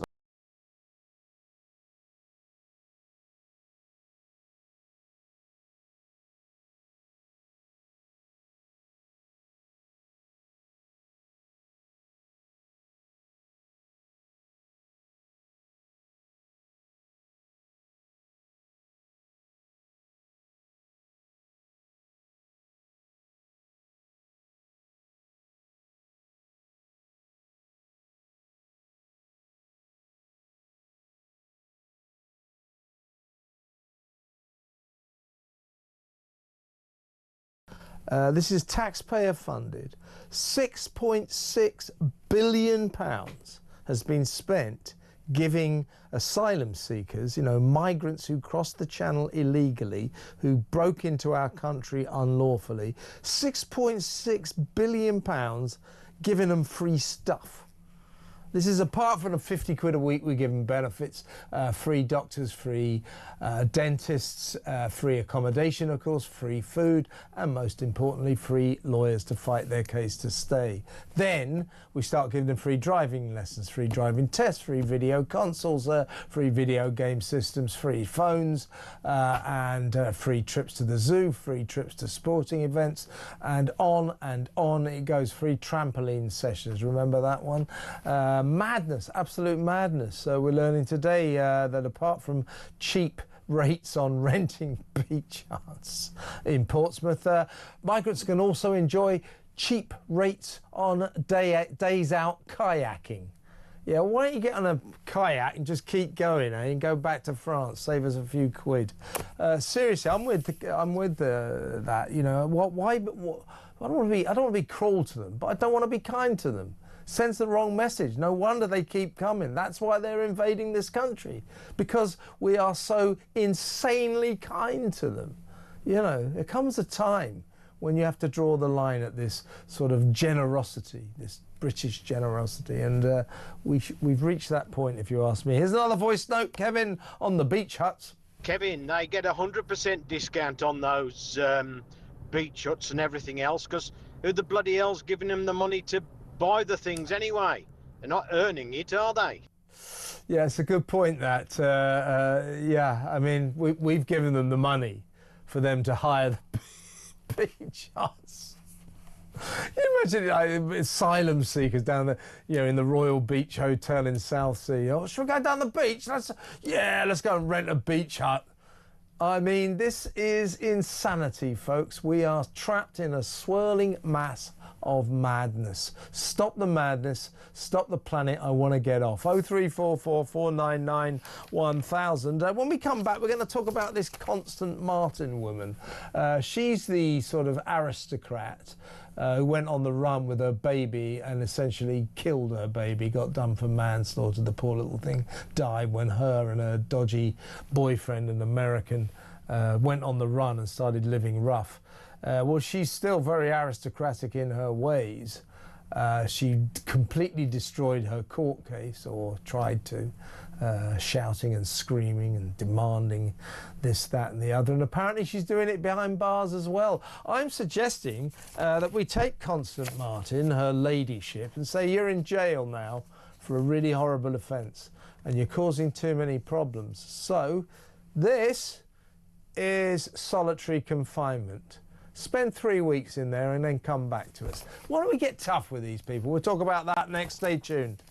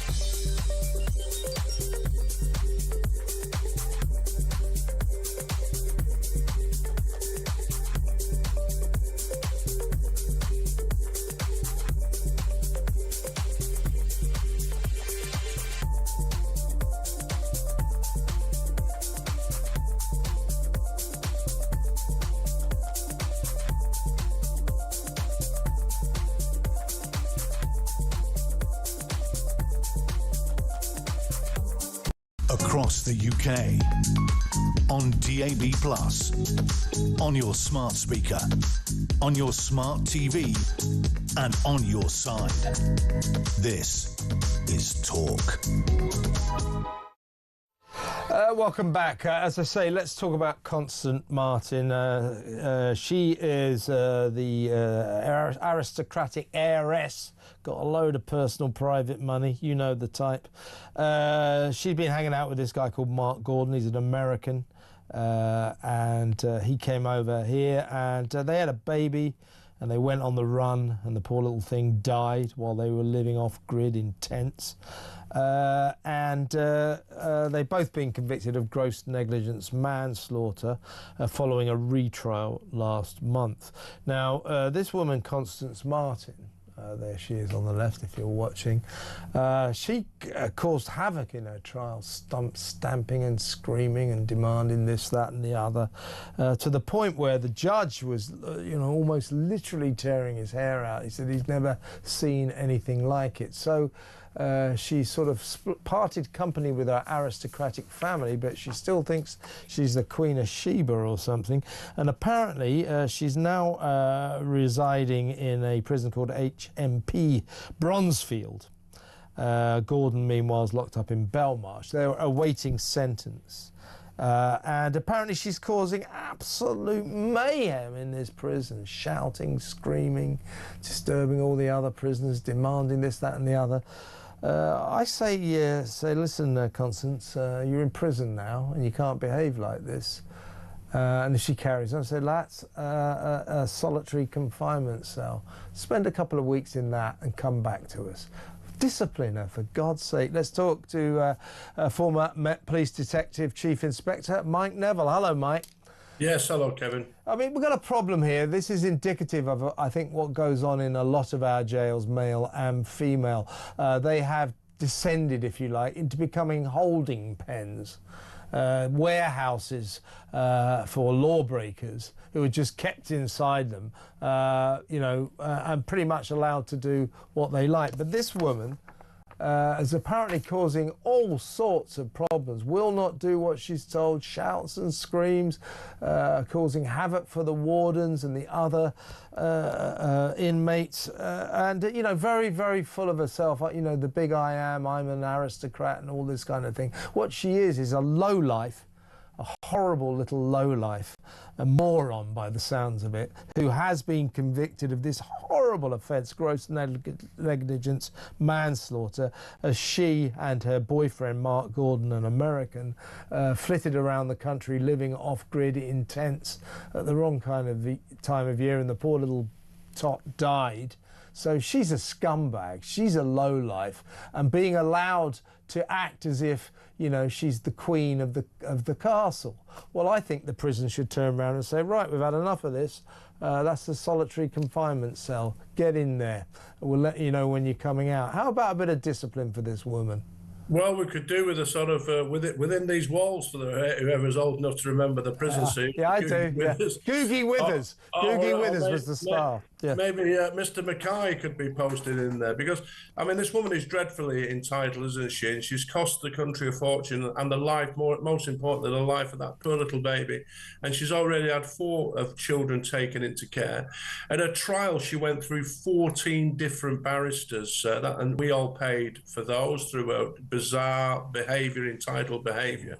And now she's got to prison and she's behaving like one of these women who feels that they can complain in Waitrose or Marks and Spencer. Yes. She doesn't like the food, and she probably think the other inmates are some form of trash, whereas she is as bigger trash than any of them, and she'll have to be careful because no one in prison likes somebody who kills babies. And so I think the best thing for would be to put her in solitary confinement, get her disciplined, it's all the psychological stuff really, isn't it? Break her down so she knows that she's not in charge.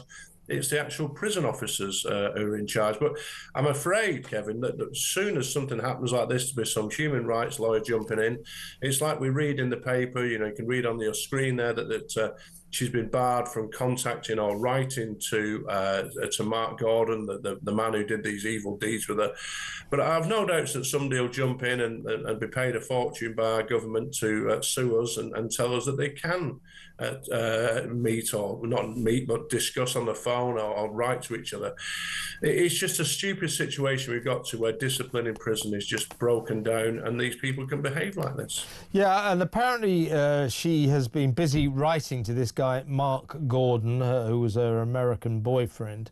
By the way, their daughter, it's such a sad story, little baby Victoria, spent most of her life in a little bag for life, a little supermarket bag, and then died because it was so cold. So these people are, in my view, the ultimate lowlifes. And I think that Ms. Martin, Constance Martin, who is the heiress to a multi-million-pound fortune, apparently, you know, is a typical trustafarian, does very, very well, got lots of money. Apparently she's been writing to this guy. Apparently prisoners are allowed to write and contact whoever they like. Well, apparently this means that they can actually intercept the letter and not let it be sent. But, you know, why are they allowed to write to anyone they like? I mean, why? They can write whatever they want, but the censors will get hold of it and stop it. I mean, I had a great case where a bloke wrote to another. We gave him a photograph of him robbing a bank as part of the trial, and he sent it to his mate saying, "Look at me, here's me robbing the Tooting Abbey National." So sometimes intercepting letters can be very useful if people are allowed to write to each other. So sometimes intelligence can be gained, but in this case, there's no intelligence to be gained. They're not involved in acting criminality. So there's no reason at all for these. She can write these letters if she wants, but they just won't be passed on. Yeah, and as I say, I mean, I suppose you've got to wait for, well, I mean, from what we're hearing, I mean, she's just been impossible, as you say, moaning about the food, moaning about everyone else, shouting, screaming, demanding this, that and the other. It sounds to me like she should already have been shown the door to the solitary confinement cell, shouldn't she? I mean, what is it with the authorities in prison that they haven't even got the backbone to discipline an unruly lowlife like this woman? Well, the whole prison structure has changed, hasn't it? You know, people, you know, hark back to the days of like Porridge, where Mr. Mackay and the prisoners clean the floor and he walks over it with his dirty boots and they have to do it again, and they sort of learn who's in charge. It's a bit like being in basic training in the army. You soon learn who's in command and that you're not. And this is what's going to be done, but it's a cultural change that's happened over the last 2 or 3 decades. And know that, you know, that you've got a ridiculous situation where the prison officers are told to call people by their first names, or Mr. this and Mr. that. And the prisoners have got so many rights, they can just take advantage. Whereas in times past, the prison officers were in charge, discipline ruled, and we had a lot less trouble. And one of the big things is, of course, you need some people ex-military in there, I suppose, to get a grip of this. But they would soon deal, Googie Withers and the like, would soon deal with this silly woman. Yeah, those were the days, mate. Those were the days. Good to talk to you as always, mate. That's Mike Neville, former Met Police Detective Chief Inspector. This woman, Constance Martin, needs to be put in her place. By the way, Constance, if you're watching, you're not an aristocrat anymore. You're at the bottom of the ladder. Get used to it. And you should be treated as such. I think your crime is disgusting. God almighty, just let that poor little kid die in a supermarket bag. What kind of an excuse for human beings are those people? Absolutely revolting. Let's take a quick call, shall we? Let's go to London, and it's Georgina time. Hello, Georgina. Good morning, good morning. I just thought I'd give a quick call. It's about this migrant problem with Okie Kokie Starmer. Let one migrant in, let one migrant out, in, out, and mess us all about, Kevin. Well, you know, at the end of the day, I've been watching these boats coming over, and it's a shuttle service. Honestly, these boats are coming over at a rate of knots that would choke a donkey. This is ridiculous.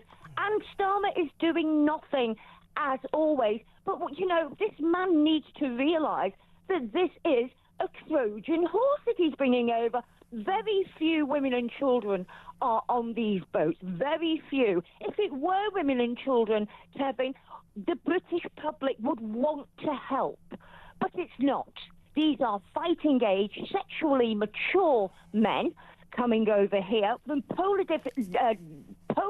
different backgrounds than our own, who have no respect for women and children, and also it's a danger to our national security, and nobody seems to be taking any notice, Kevin. What is the matter with these people in government? Well, we've got a Prime Minister who seems to take less and less interest in domestic affairs while he struts around pretending or deluding himself that he's some kind of colossus on the world stage.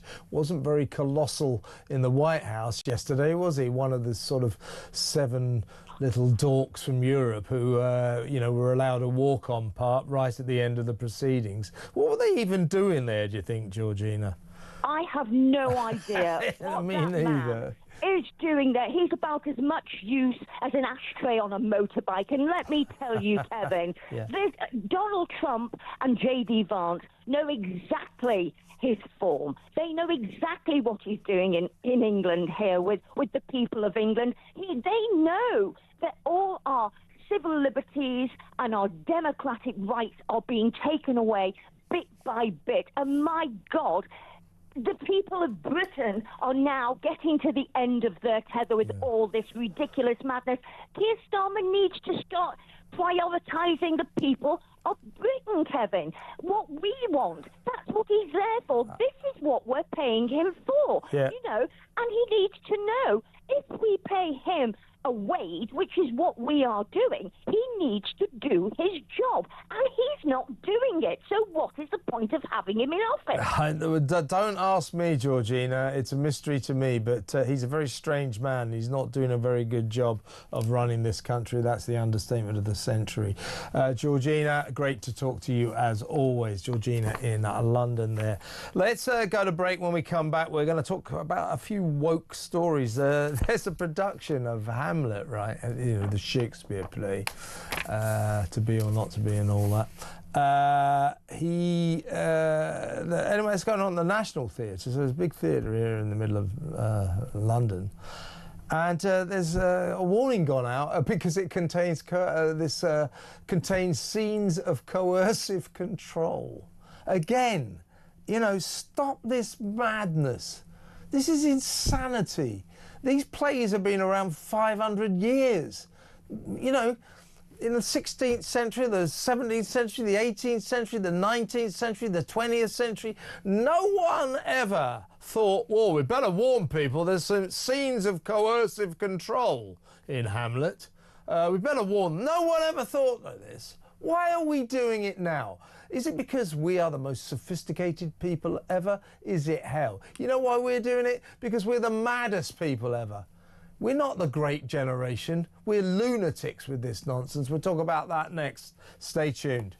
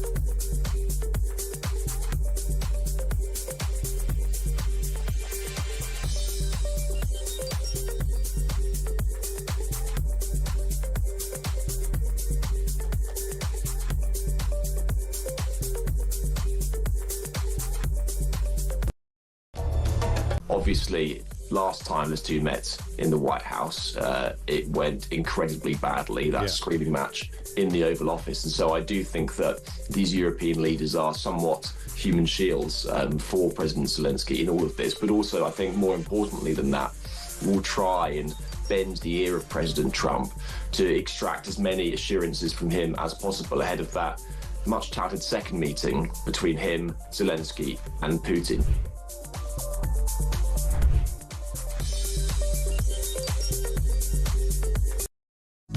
across the UK, on DAB+, on your smart speaker, on your smart TV, and on your side.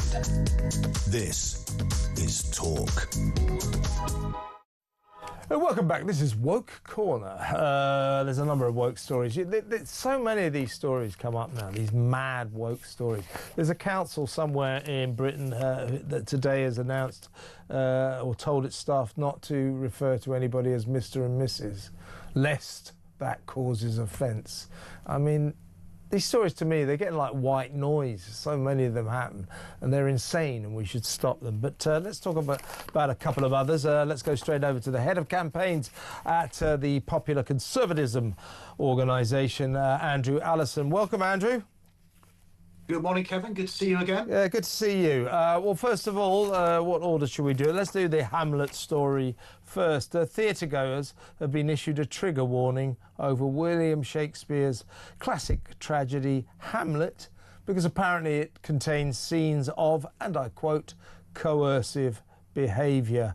Those visiting the National Theatre later this year will be given this warning and are told to prepare themselves for other themes such as suicide, as well as depictions of madness and violence. Well, who knew? Because this is a brand new play, so it's just as well we've got these... What on earth? This is the National Theatre. This is the National Theatre. I would have loved to be part of those discussions, Kevin, you know, to issue a trigger warning or not to issue a trigger warning. That is the question. That is the question, yes. As you quite rightly said in the introduction, these plays have been performed for hundreds of years. Shakespeare's sonnets have been performed for hundreds of years. There hasn't been a writer that has done more for the English language than William Shakespeare. He was a genius. These plays were not written. Hamlet wasn't written. None of these plays were written last week or last year or a decade ago. It's just infantilization, isn't it? Yeah, of us. Of us, yeah. I mean, a lot of apologists for this nonsense say, oh, well, it's to do with insurance, you know, because if somebody was traumatised by this and we hadn't warned them, we'd be in big trouble. That is just crap. It's claptrap, absolute rubbish. Anyway, when you go to the National Theatre to watch The Prince of Denmark, Hamlet, you will get this... suitability note, apparently. It says, this production contains themes of grief and death, including suicide and the loss of a parent, depictions of madness, violence and coercive behaviour. So now we have to be warned if a play or a film or a TV series, a drama, contains the loss of a parent. Well, why do we need a warning about that? Well, we don't need a warning like that, Kevin, but last week we commemorated the 80th anniversary of victory in Japan, the final end of the Second World War, with that brave generation. And this generation, according to the National Theatre and according to many other people, need trigger warnings for just about anything. There's bad language in it, there's death of a parent, as you said, there's murder, there's violence, there's rape, there's a whole host of things where any intelligent person knows that that's what they're going to be seeing if they go into the theatre, or they know that's what they're going to be seeing if they go to the cinema. I mean, this is not a great generation if we require trigger warnings for these sort of things. Yeah, that's what annoys me about this, Andrew, is that there's this assumption that, you know, we... the new generation, the finest, most sophisticated, sensitive, wonderful people who have ever existed. We've detected a terrible omission on the part of people who've enjoyed Shakespeare for 500 years. That they've made this terrible mistake of not warning audiences that somebody's dad or mum dies in this production. That doesn't make us the greatest generation. It makes us the most pathetic generation. It also makes us entitled and arrogant that we assume that somehow we're so much better than the people of the past. As I say, actually, this nonsense indicates that we're a lot worse than the people of the past. I completely agree with you, Kevin. Generations in the past watched these plays, enjoyed these plays, and were not traumatized by these plays. So we really do have to ask the question, why do they think that audiences now are going to be traumatized by these plays? Or really, I think that people are not going to be traumatized by these plays. It's the idiots who are actually putting them on who think that. We need to talk about St. Augustine in a minute. In a new children's book, suddenly St. Augustine, how about that? I'm sure he didn't realise. Well, in this new book, he's black. We'll talk about that in just a second.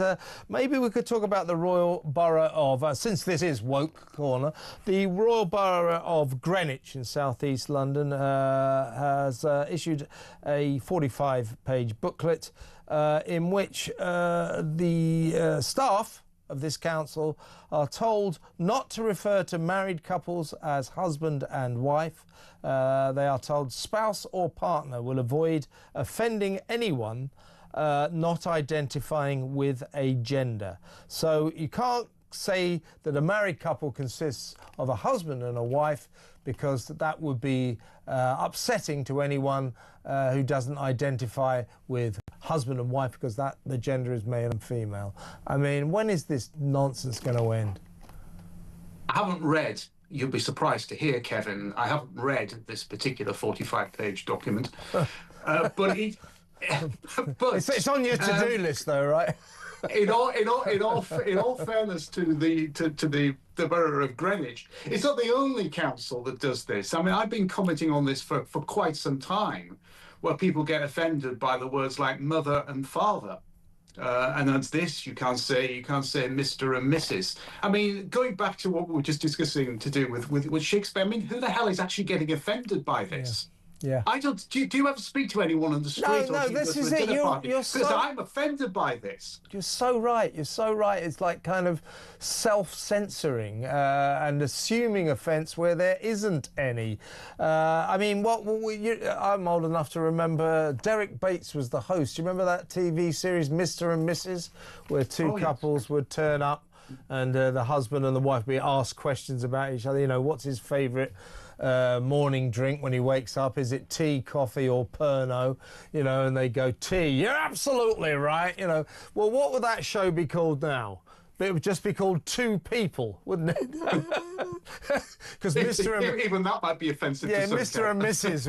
would be insulting. You know, spouse and partner, unbelievable. Just quickly before you go, let's also talk about this children's book, which is written by Church of England officials. Is a diversity drive. It's come out now, and St. Augustine is depicted as a black guy. And there's no real history that he was a black guy, but in this book he is. That's what kids are going to be told. Why? Oh, that's a very good question, isn't it? I mean, that's a question to be addressed to the Church of England. I mean, St. Augustine of Hippo is a very important saint to the Church. He's one of the 38 doctors of the Church. He came from North Africa. Yeah. His mother, St. Monica, is actually her feast day celebrated the day before his, and that's just next week. So he wasn't white, as in we are white, but neither was he black. Yeah. So if they're trying to say, well, we shouldn't depict him as a white person, well, fair enough, but depict him what he actually probably did look like.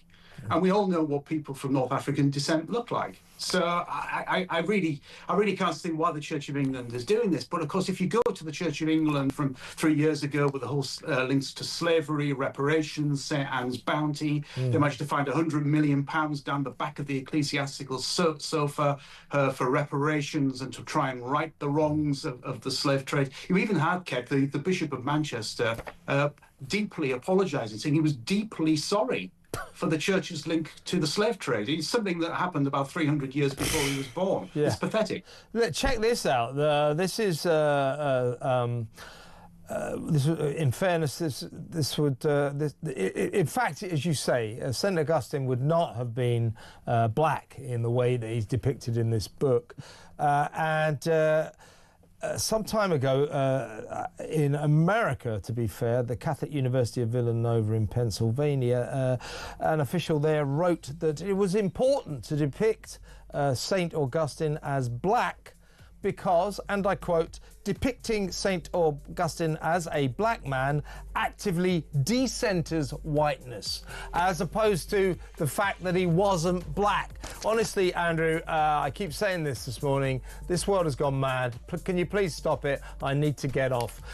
Good to talk to you, Andrew. Let's talk again soon. Andrew Allison there, head of campaigns at Popular Conservatism. Let me know what you think about that crazy wokery. When we come back, Richard Tice from Reform, Deputy Leader. Stay tuned for him. Lots to talk about. That next.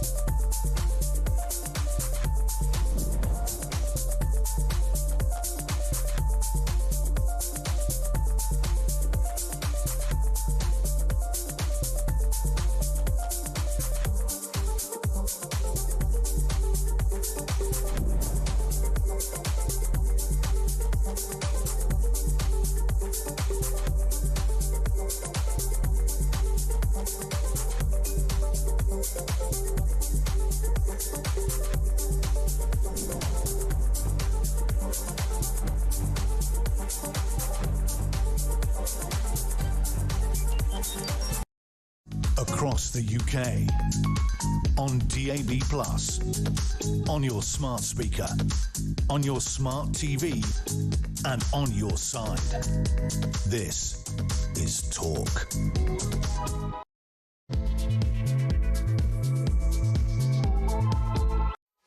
This is the final hour of the Tuesday mid-morning show. 60 sizzling minutes still to go.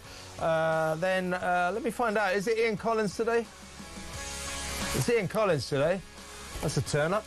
So he'll be here at 1 p.m. To tell you what he's got lined up for your entertainment until 4 p.m. And then the rest of the schedule will unfold before your very eyes. Towards the end, I'm going to talk to a firefighter who says the police have used Orwellian powers to gag his freedom of speech. We'll talk about that in a little while. He's going to come on. Also, I'm going to speak to Jake Wallace-Simons, the author of Israelophobia, the newest version of The Oldest Hatred, and what to do about it. Gary Lineker has been nominated for a prestigious national television award. Now, the point about this is, you know, should he be honoured like this? In case anyone's forgotten, this guy left the BBC, was forced to leave the BBC early in an anti-Semitism scandal, because he posted something online on social media that was frankly oozing Jew hatred. He said it was a mistake, he didn't mean it, and all that kind of stuff. But he was forced to leave the BBC early in an anti-Semitism scandal, a row under a cloud. So do we now get in the light of this award that he's been nominated for, is this another example of modern Britain just tolerating Jew hatred? because we seem to, in my view. We'll talk about that later in the hour. But first, let's get going with our next guest. We need to find out about all sorts of things from him. He is, of course, the excellent deputy leader of the Reform UK Party, Richard Tice. Good morning, Richard. Or good afternoon. Good morning. Good afternoon. Here we are. Yeah. Here we are. Well, I'm hoping that you'll be nominated for a television award for balance and impartiality. I think you'd be up there on the shortlist. God, I'd be a shoo-in for that. I'd walk it, wouldn't I? The most balanced presenter known to man. Let me get your take first about what we saw yesterday in the White House. I think we need to applaud President Trump for moving the dial significantly, talking to Putin last Friday, controversially, I suppose, to an extent, rolled out the red carpet, literally. A lot of people saying, well, maybe that was a bit much. But anyway, he's got things moving. Yesterday, we saw that White House TV show that he laid on.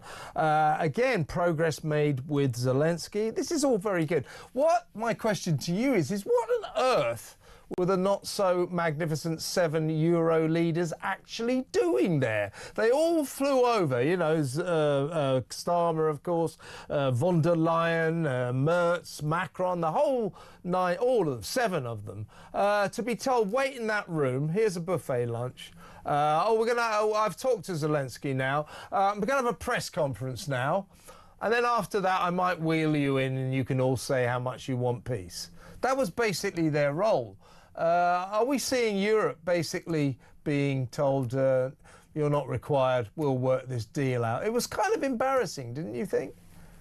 Well, the first thing is that amongst all the noise and all the distress amongst various commentators, President Trump, I've always said consistently, and we at Reform have said, that it's right to try for peace. They may or may not get there, but it's absolutely right to try for it. It's really difficult for all the obvious reasons that I think people know. But he's trying. I think it's probably fair to say that he's finding it a bit harder than perhaps he thought a few months ago. But he continues to try. And if we roll forward 3 to 6 months from now, and if a peace deal has been secured, then he will look a complete hero. Absolutely. And what I've always said, Kevin, is that most wars and conflicts end up in some form of negotiation and compromise, which involves really difficult, hard to stomach deals and sacrifices and compromises. When you think of the issues of territory, of war crimes, of the sacrifices that soldiers and civilians have suffered. But I do think that I think he's making progress. And yes, look, President Trump, he's a showman. He always is at this. You sort of expect the president of the free world to be at the centerpiece. Mm-hmm. Actually, I think bringing the European leaders over was probably a bit of a masterstroke, because it created a show of unity and cohesion. I think from Trump's perspective, it bound them in to his direction of travel. Yeah, and I think the other thing is that at some point through this process, he has recognized that a peace can only be a peace with high quality security guarantees, and whether we like it or not, the reality is the strongest, most robust, greatest deterrent of guarantees is a US security guarantee. And that's what I think everybody on the West has been looking for. And I think President Trump has now essentially has given a very clear steer that the US will give guarantees of security. That doesn't necessarily mean boots on the ground. I think very few people, if anybody, genuinely thinks that's what we're talking about. It's more of a overarching threat of reaction from Western nations. Let's call it sort of a sister of NATO as opposed to NATO per se. You can describe that in whichever way you want. And that, I think that's unlikely to involve boots on the ground, more likely to involve air cover, missile response, and the like. But look, I think progress is being made. It's incredibly difficult. And as was just indicated before, the hardest thing will be for President Zelensky to sit in the same room as Putin. Yeah. Let me ask you this, Richard. I've been asking a lot of people this. Now, bubbling in the background for President Trump is his acute awareness that many people in America are sick and tired of billions and billions of dollars being poured into Ukraine, a country that most Americans couldn't point to on the map. Probably a lot of British people couldn't either. So he's keen to get this war to an end so that America does no longer have to, you know, kind of hemorrhage so much money for a war a long way away in the East. Now, so in other words, Trump does not assume automatic support from the people for the effort in the East in Ukraine. Our government, our Prime Minister in particular, and I would say this about the Tories as well, they seem to assume that every person in Britain is right behind their unequivocal support of Ukraine, pouring billions and billions of pounds into that far-off war. So far, Britain has spent £18.3 billion on that war, lots of weapons as well, and also we have just pledged, or Keir Starmer has pledged, £3 billion a year until at least 2030. We'll be lucky if we get away with that. If this war continues, it'll probably be more. But he seems to assume that we'll go, oh, well, of course, got to back Ukraine. Do you think that the majority of British people are actually behind this use of taxpayers' money, or do you think they'd prefer it was spent on them? I think when the war first started, I think there was a massive, overwhelming support for Ukraine, revulsion at what Putin did and was doing. And I think also we have if you look back in history, Kevin, we have defended ourselves and protected ourselves by being involved in defending nations in continental Europe. That's actually how we've kept Britain from being invaded. So I don't think there's any surprise there was a lot of support for trying to at the beginning, now to stop Putin.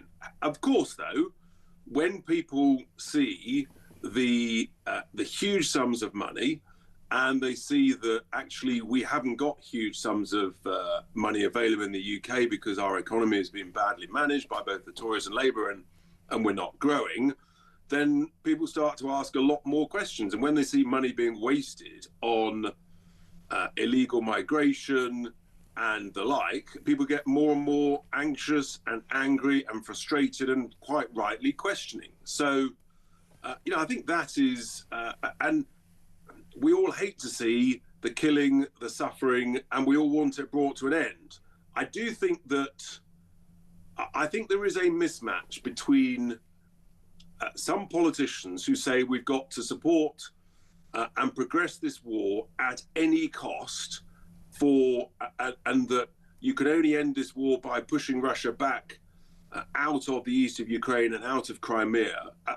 Anybody rational and honest knows that that's for the birds. Yeah. And so I think that has been possibly the difference. But look, I've been wholehearted. I've been to Ukraine.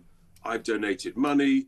And I think what Putin did was and is still utterly repugnant. But it has to be right to try to bring this to an end. And that is the difficult reality, and it will require really uncomfortable compromise. Yeah, I think you're right, Richard. I think you're right. Let's go domestic. Come back to Britain. Let's talk about the migrant crisis. Where the hell are we at now, Richard? That children have been officially warned to avoid migrants, particularly those loitering around asylum seeker hotels, on their walk home from school. Children told, be careful of the migrants as you walk home from school. What does that say about the mess we've got ourselves in nationally in this country over this? Well, it's exactly that, Kevin. It is a mess of the most serious order, where parents are now essentially not able to trust the authorities, not able to have confidence in the police, and are genuinely, and I'm afraid to say, rightly anxious about the safety of children going to school. And just a couple of weeks ago, when I suggested on another radio station that there was sneering and jeering and sort of light intimidation stroke harassment from these illegal migrants at or near school gates, I was lambasted by the presenters and Labour politicians saying, no, this doesn't happen at all, absolute nonsense. Where is this happening? And let me tell you, I've heard this up and down the country for many, many, many months. And now actually the harsh truth is hitting the headlines. So this is the reality, and we're finally being told some of the truth about people who've been arrested and charged, and in some cases convicted of horrific assault and sex crimes against children. We're in a terrible, terrible place because of the incompetence of the Tories and the incompetence of Labour to run a proper border control process, to stop the boats coming, and to rapidly process those who have come and decline them all because they've come here illegally, and then start deporting them all. And it's only Reform UK that will do that.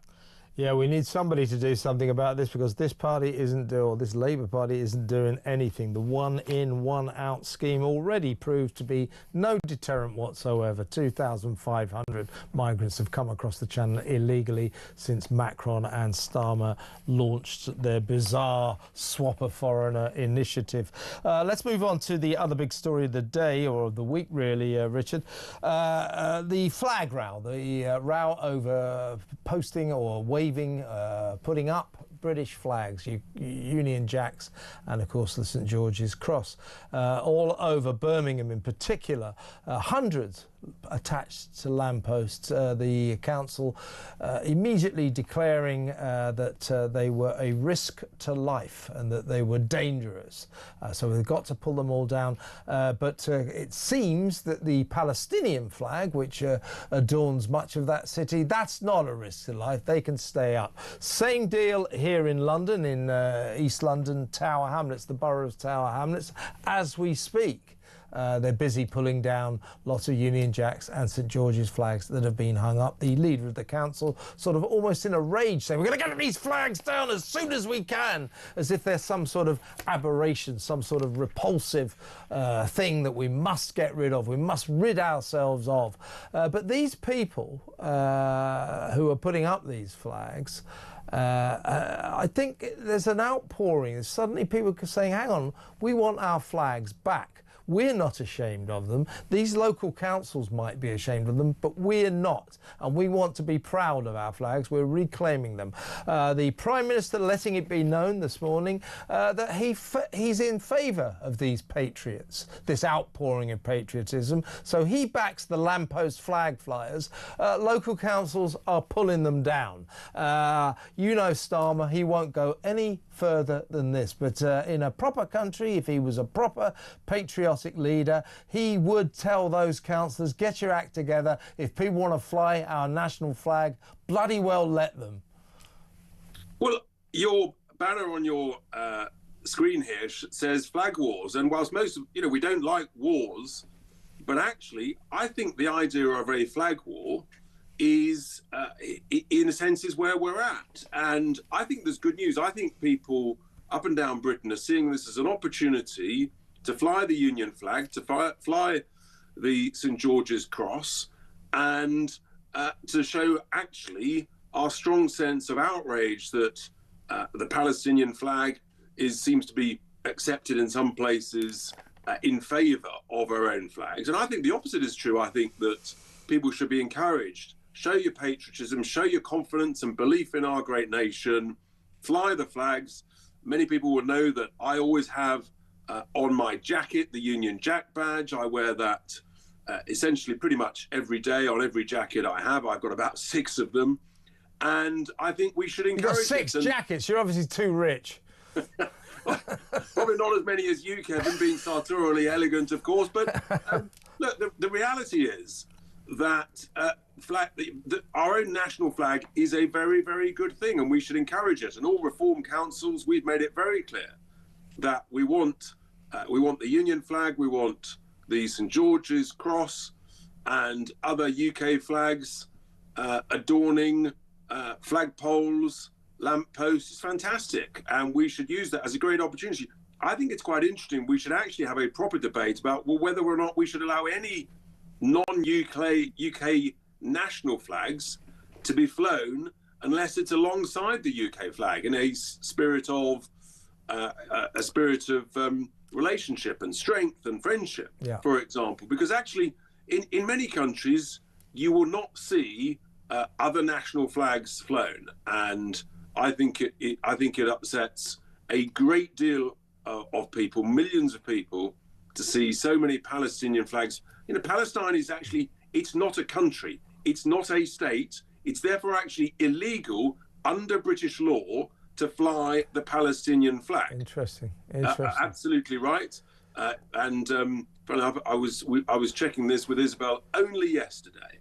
So that's where it's at, and we should be encouraging this. The other good news, Kevin, I've just finished a 2-hour drive to get to where I am at the moment, and I saw a number of St George Cross flags being displayed along the route. And frankly, as long as it's displayed safely, so that it's not going to interfere with traffic or anything, then that's a great thing. Let's celebrate it. Why not? What, you mean you managed to drive past flags without dying? It's a risk to life, you know. Absolutely. I think people have had enough of this.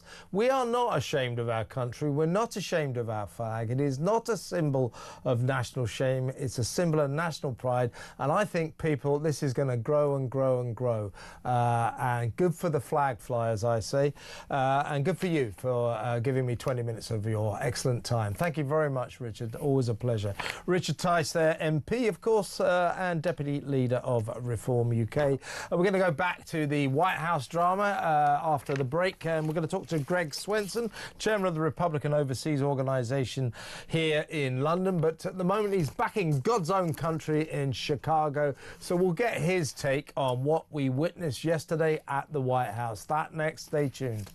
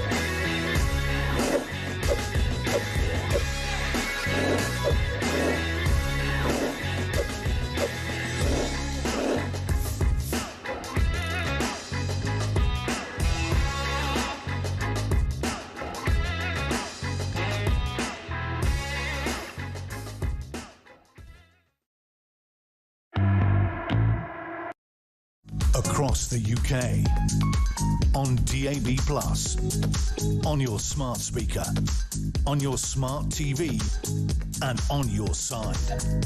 This is Talk.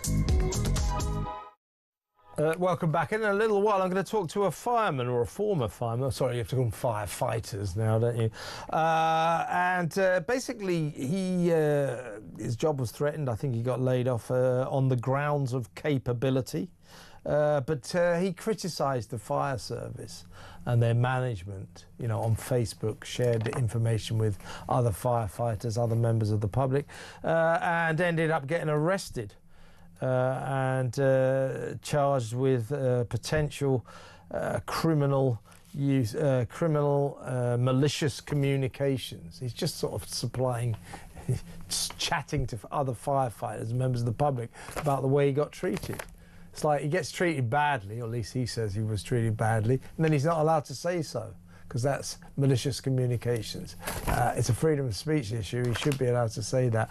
We'll talk to Robert Moss in just a little while about the infringement of his freedom rights. First off though, let's go back to Washington, as it were. He's not in Washington, he's in Chicago, but we'll speak to the chairman of the Republican Overseas Organisation here in London, but he's over in Chicago at the moment. Welcome to Greg Swenson. Hi, Greg. Great to see you, Kevin. Well, first of all, that's good news, wasn't it, that Zelensky finally wore a suit? It's kind of a weird sort of suit, I thought, but yeah, it's not something I would rock, Kevin, but at least it was an improvement over his last trip to the Oval Office. Yeah. What did you make of it? I mean, from you won't be that interested, but I thought it was a humiliation for the 7 European leaders. You wait in a room. Me and Volodymyr, we've got some talking to do. We'll call for you when here's a buffet. Oh, we're gonna have a press conference first. We'll bring you in and don't worry. What were they even doing there? I don't know. But here's my take on it. That since Alaska on Friday and then the extraordinary events at the White House yesterday, we have to applaud President Trump. He really has moved the dial. He's got things going. But I think we are beginning now, or the world is beginning to get lost in perhaps a mistaken sense of great optimism here. The elephant in the room, the Russian elephant in the room yesterday, who wasn't in the room, was of course Vladimir Putin. I suspect, Trump's going to say, right, Vladimir, Mr. Zelensky, you've got to cede some territory here. I think that's going to be problematical for Zelensky, because he has to go to the Ukrainian people. They're not in the mood to give Putin anything at all. But that's one aspect of that. But I suspect that Putin is going to turn around and say, well, I want the Donbass, I want Crimea, and I want more territory. So in other words, a wrecking ball driven straight through it. However, fair play to Trump. He's got things moving. Your take on where we stand, are we genuinely moving towards peace, or are we moving towards Putin's roadblock? I'm not 100% sure either way, Kevin, but we are a lot closer than we have been in 3.5 years. The president has made unbelievable progress, and so now the hard part starts, or the hard part continues. But getting Putin to the table, getting Zelensky, that wasn't as difficult, but I do think having the European leaders there yesterday probably doesn't move the needle, but it's maybe just theater or maybe just a demonstration of support. And I thought that was wise for him to invite them. Again, it doesn't mean that any one of them individually is going to have any significant influence on President Trump, but I thought it was a great display. And so, yeah, the hard part, continues. Now we have to get, Putin to compromise, which will be difficult. I do think the Ukrainian people are willing to compromise. That 75% of them want to negotiate a peace. So there's only a small minority that wants to continue fighting as if they have a chance to win, which they don't. And so I think this is a great moment. It's not perfect. but it's early in the process, and this is great news that the president was able to do that. And you heard that from just about every European leader yesterday that was in the Oval Office. Yeah, when they were at last allowed to talk. Well, let's remind ourselves of the most important moment in yesterday's proceedings, and of course the discussion was sartorial. What kind of clothes would Volodymyr Zelensky be wearing? Check it out. First of all, Mr. President Zelensky, you look fabulous in that suit. I said the same thing. Yeah, you look good. I said the same thing. Yeah, looks good. I said to the one that attacked you last time. See, now he's I remember that. Yeah, I apologize to you. You look wonderful. No, my first question for you, President Zelensky. In the same suit. I changed, you are not. Maybe yours is much better. What fun. Meanwhile, thousands of young men are dying over there in Ukraine. It was a weird sort of suit, didn't you think, Greg? Yeah, definitely. It wasn't even kind of retro. It was unique. And I did read that his designer, which it kind of surprises me that he has a designer, but apparently his designer or so-called designer is making the best of this and talking about, how they made the outfit and what it was meant to convey. I mean, look, it's silly on one hand, but on the other hand, he did actually step up his game and show some respect. So did the other European leaders. Every one of them was very complimentary. And I don't think it was just kissing up to President Trump. I think they are acknowledging that he's had some really fantastic accomplishments, one of which was getting Putin to Alaska on Friday. But he's ended 5 or 6 armed conflicts around the world. He just passed the biggest tax cut in American history. He stopped the illegal migration into America through the southern border. And these are all issues that these leaders have to confront. So they should, if they were smart, they'd take a page out of his playbook. They won't, or at least the center right and center left ones won't. But I think Georgia Maloney will do her best. But at least they acknowledge that he's had some great success so far. Yeah, I mean, there's no doubt about it. Trump gets things done. I mean, he gets things moving. We've had complete stasis on the Ukrainian situation since Putin invaded, and at last some kind of movement. As I say, I think we should only be very cautiously optimistic. Cautiously optimistic, yeah. Because it all depends on Putin, doesn't it? It does. What kind of attitude he's going to take. In terms of, let's take the optimistic outcome that some kind of peace deal is reached. Trump yesterday telling the Europeans that in terms of peacekeeping forces and in effect a de facto NATO force, that America would back the Europeans, would get involved. How do you think that peacekeeping force will look? I mean, would it be boots on the ground, or what do you think? I tell you one thing, it won't be American boots on the ground. There's absolutely no appetite for that. Whether there's European boots on the ground, I'm not sure. I think they've talked about that in the past. That might be too much for Putin to handle. And I think there's some merit to that. That's just, but I do think the other type of support where you could ultimately send troops if there were certain triggers, or you just have a significant military support. I think from the American perspective, it would probably be intelligence sharing, maybe some support with air supremacy, with whether it's with additional fighter planes or missile defense systems. There's a long list of things that we can do to support, not too dissimilar from what we're doing now. But I do think that, there's room, and he kept it pretty vague too. Yeah. I think, he didn't say we'll have tanks and boots on the ground. That's not going to happen. He just said, he'll help. We'll help. We'll support it. So there is some. I think that was good. Probably another negotiating tactic. Whether it really happens doesn't really matter at this point. What's important is just getting everybody to the table, and that's what he's doing really well. One thing that was sort of unmentioned yesterday, but I think obvious to everybody, is that the Europeans bought $22 billion of energy from the Russians last year, and while giving only $19 billion in aid. When I say only, it's still a big number, but they're actually funding both sides of the war here. So Biden did the same thing, both with the Russians as well as with Iran.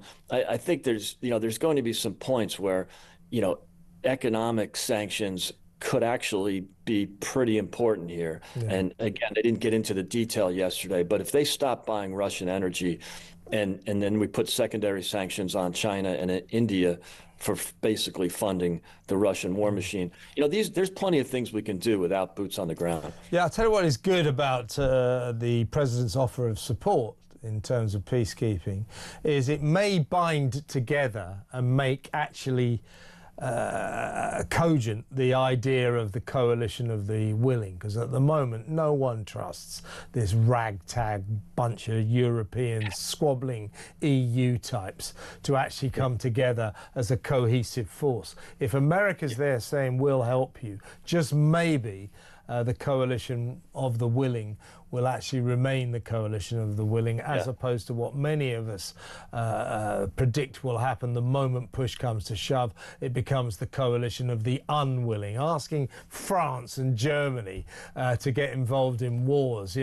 That's a bit of a long shot. But as I say, Trump's offer of help could be very important. Greg, great to talk to you as always. Thank you so much for your time. That's Greg Swenson over there in Chicago. When we come back, we're going to talk to a firefighter called Robert Moss, a former firefighter, who says that police have used Orwellian powers to gag him and to deprive him of his right to freedom of speech. That next, stay tuned.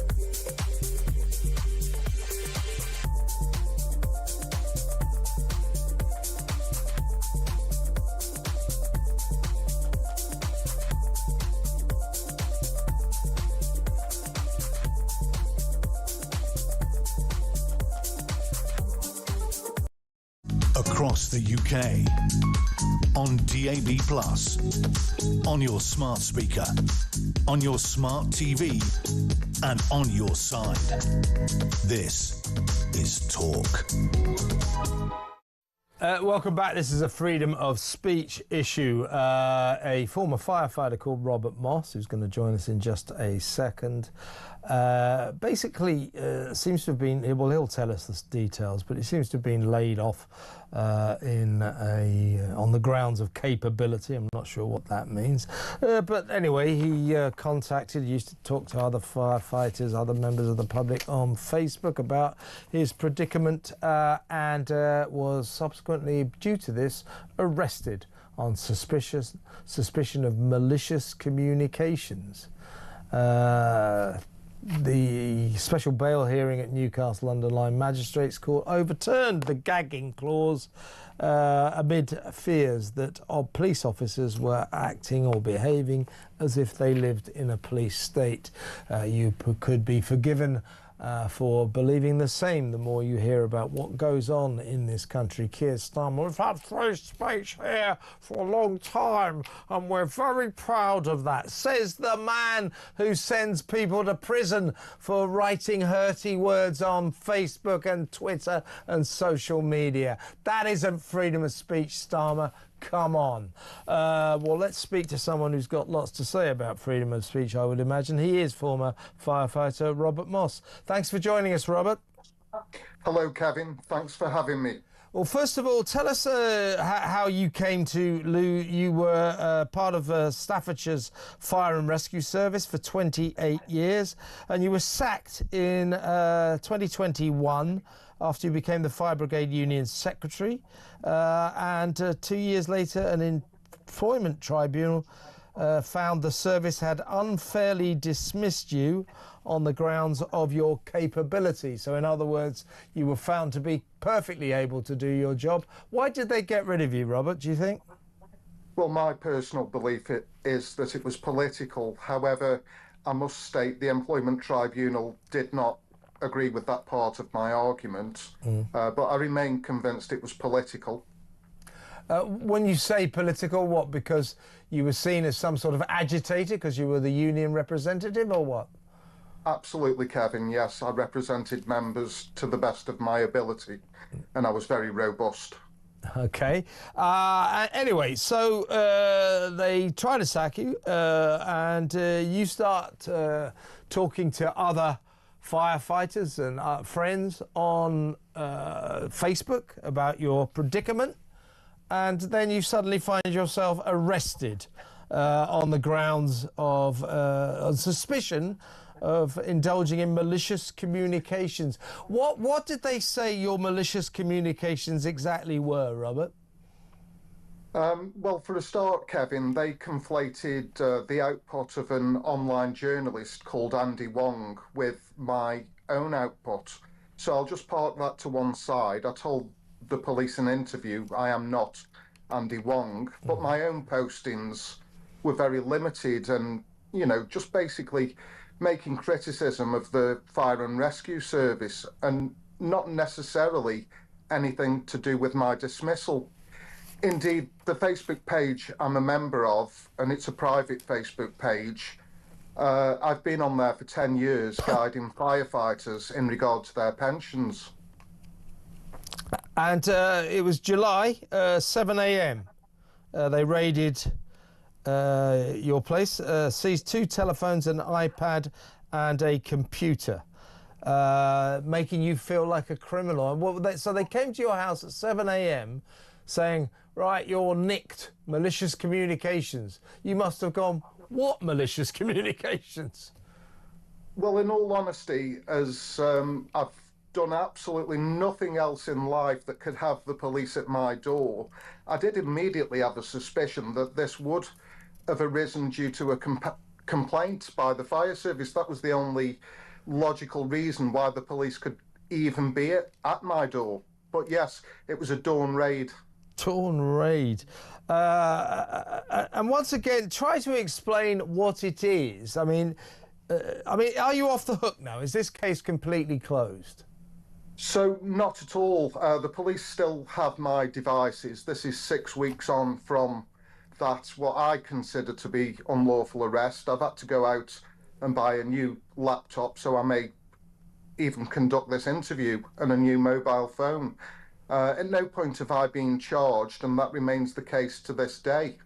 And Newcastle Underline Magistrates Court, to their credit, overturned what comes across as a gagging clause, apparently saying that that we didn't live in a police state, which is true just about. You must be feeling that we do live in a police state, that you weren't allowed to talk about your time as a fire officer, as a firefighter for Staffordshire, and you weren't allowed to talk about, you know, the details of your dismissal, of your case. I mean, just you are allowed to talk about this stuff. So are you charged with breaking the malicious communications law, or are you still waiting for any sort of outcome? Yeah, so I'm facing currently no charge. I am not charged. It does feel like an abuse of power of the state. My barrister, Thomas Beardsworth, was the person who described it all as Orwellian, and I tend to agree. Mm-hmm. So you're waiting to find out whether they're going to charge you with breaking the malicious communications law. You're waiting for that, is that right? I am waiting, Kevin, yes. And you having been arrested back in July, so was it six weeks ago or something, you must be, or your barrister must be putting pressure on the police. You come on, if you're going to charge. If not, drop the case, right? I believe that's the next stage, Kevin, yes. Well, just tell me how you this past 6 weeks, a man of previous good character, how this has made you feel. It's been very mentally challenging, because to be put through the ordeal of being arrested at dawn, taken to the police custody suite, photographed for the first time, fingerprints taken, DNA taken, thrown in a cell for 6 hours awaiting the arrival of the duty solicitor, I do feel criminalised by the process.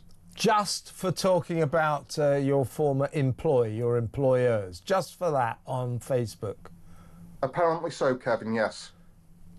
Well, you are perfectly entitled to do that, Robert, and this does sound like a police state. Well, listen, well, look, best of luck. We'll keep in touch with you, and I hope justice prevails and they just drop this nonsense, but it is quite sinister, and I wish you well. Good to talk to you, Robert.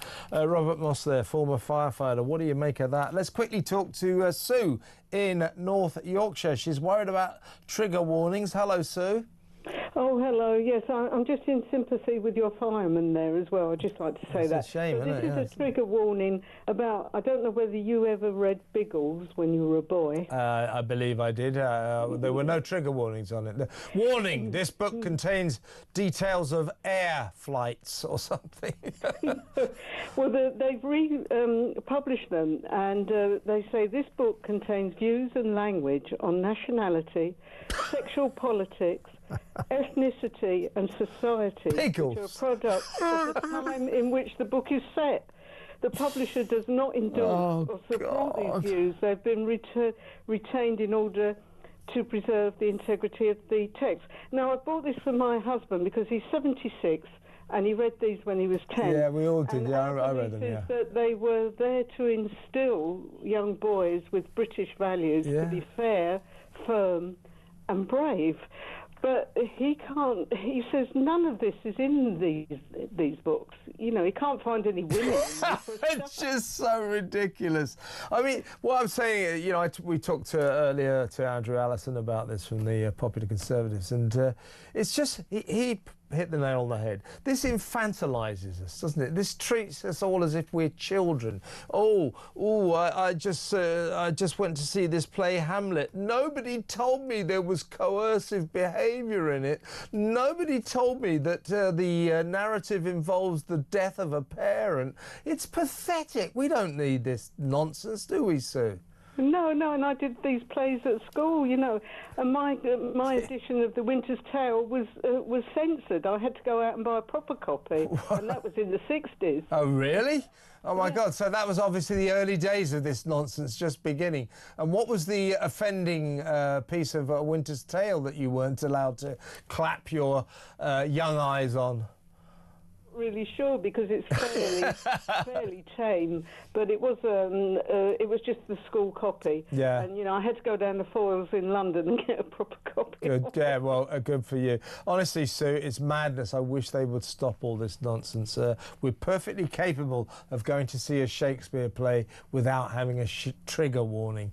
Didn't they put trigger warnings recently on Jane Austen novels or something? I mean, it's just insanity. It really, really is. I hope your husband enjoys Biggles. And thank you very much for an excellent call, Sue. All the best. Sue in North Yorkshire there. When we come back, our final item of the day, we're going to talk about Gary Lineker. He's been nominated for a National Television Award. I've seen him interviewed in papers, and since he departed from the BBC, everybody seems to have forgotten the circumstances in which this guy, party company, departed from the state broadcaster. He departed in shame, in a scandal over anti-Semitism. Why is he being nominated for a prestigious award? Have we forgotten? Have we forgotten what he did? Or is it just the case that in this country, essentially, Jew hatred is tolerated? I hope that isn't the case, but more and more I'm getting that picture. We'll talk about that next. Stay tuned.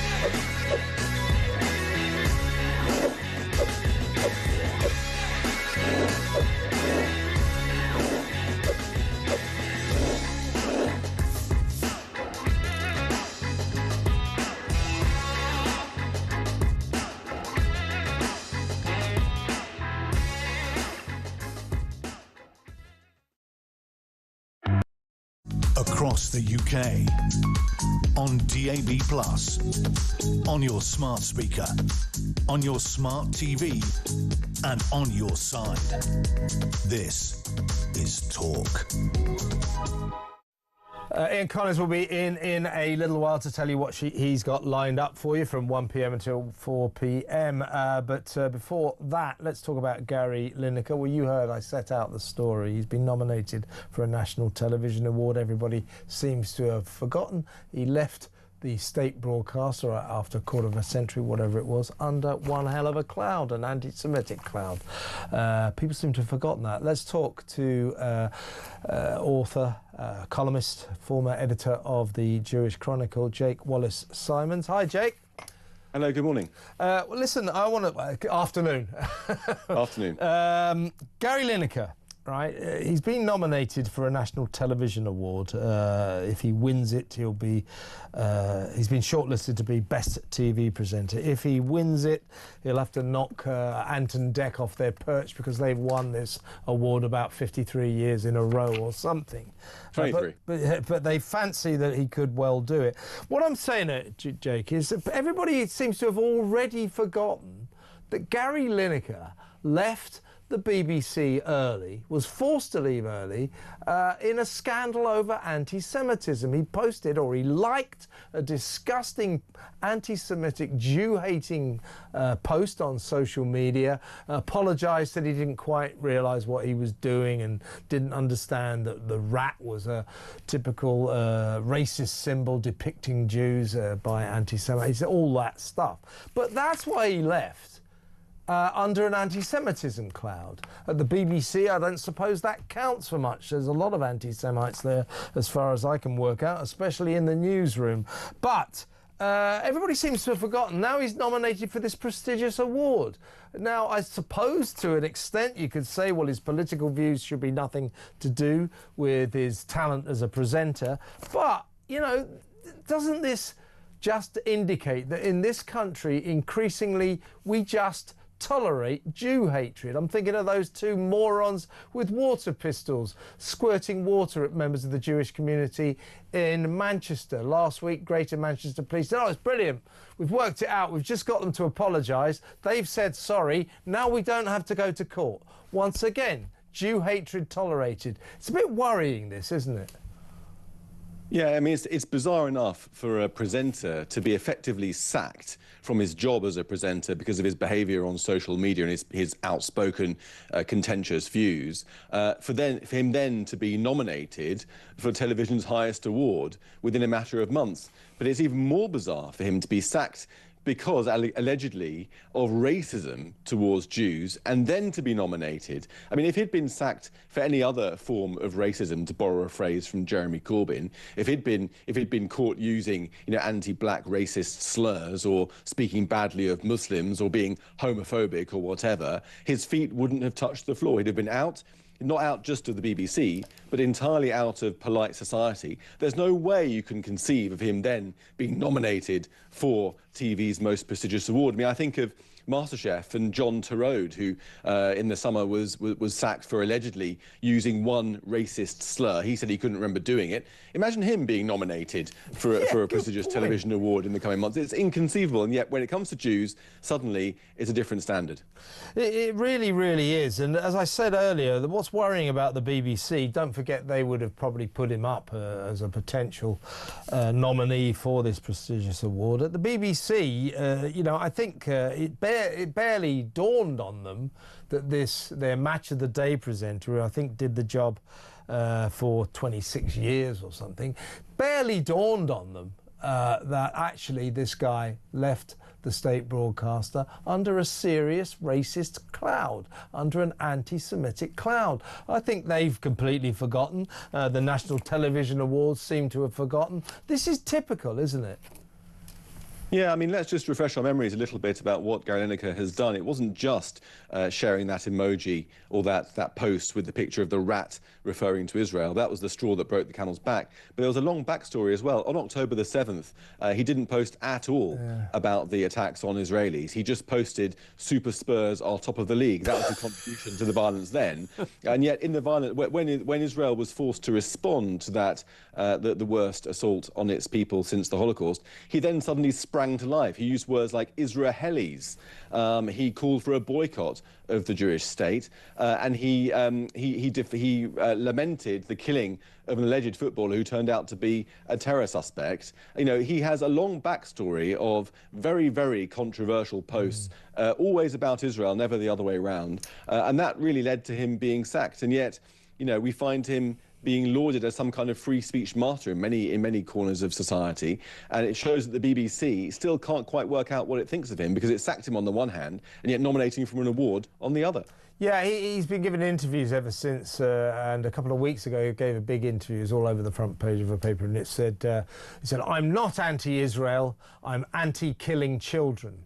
OK, fine, nice stance. I didn't notice him being all that vocal after October the 7th, when all those children were killed by Hamas. He's only got vocal about the killing of children. Now he can point the finger at Israel. Do you see what I mean? You know, he's not consistent here, is he? Well, no, exactly. I mean, there's something about the killing of children and Jews that goes together in a particular kind of mind and agitates their passions quite profoundly. It doesn't seem to have the same effect when other people kill children willfully. I mean, Israel never kills children intentionally. It's trying to get rid of Hamas, who are hiding behind children, to try to provoke Israel into killing them inadvertently, to provide the propaganda campaign that we see on our screens, on our social media, day in, day out. But all the other regimes willfully killing children in war and otherwise, including, of course, Hamas, who killed babies, killed children, killed toddlers, intentionally and wantonly on October the 7th, evoked no response whatsoever, no condemnation whatsoever from Gary Lineker and his ilk on the day itself. It really is quite obvious that there's only a certain sensitivity when it's a Jewish finger on the trigger. That's what gets people going, really. Exactly right. Meanwhile, the BBC Newsroom's atrocious anti-Israel bias continues apace. Jake, always good to talk to you. Thank you so much for your time. Jake Wallace-Simons there, former editor of the Jewish Chronicle, author and prolific columnist as well. Guess who's in the studio? It's Ian Collins. Hello, mate. Hello, Kev. How you doing? All right, yeah, good.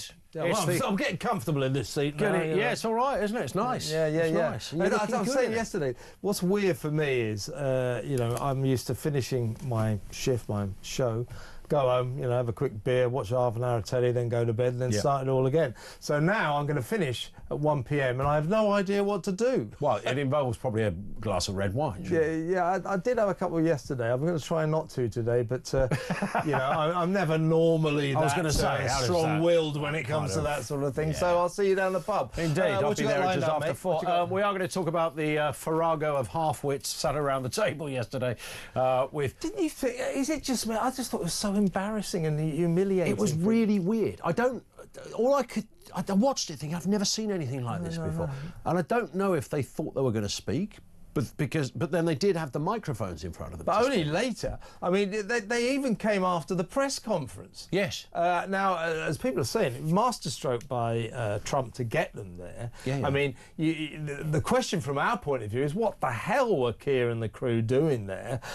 Basically, they were making Trump look good. He wanted them there because it makes it look like it's a sort of pan-European arrangement. But it wasn't, he's got them round the table. And now they're having another meeting today, aren't they? As we speak, I think they're in a meeting. Trying to seem relevant. Starmer is chairing a meeting of the... they call it the meeting of the willing or something? The coalition of the willing. Coalition of the willing. Which, of course, when push comes to shove, if they're ever asked to put boots on the ground anywhere near Ukraine, will be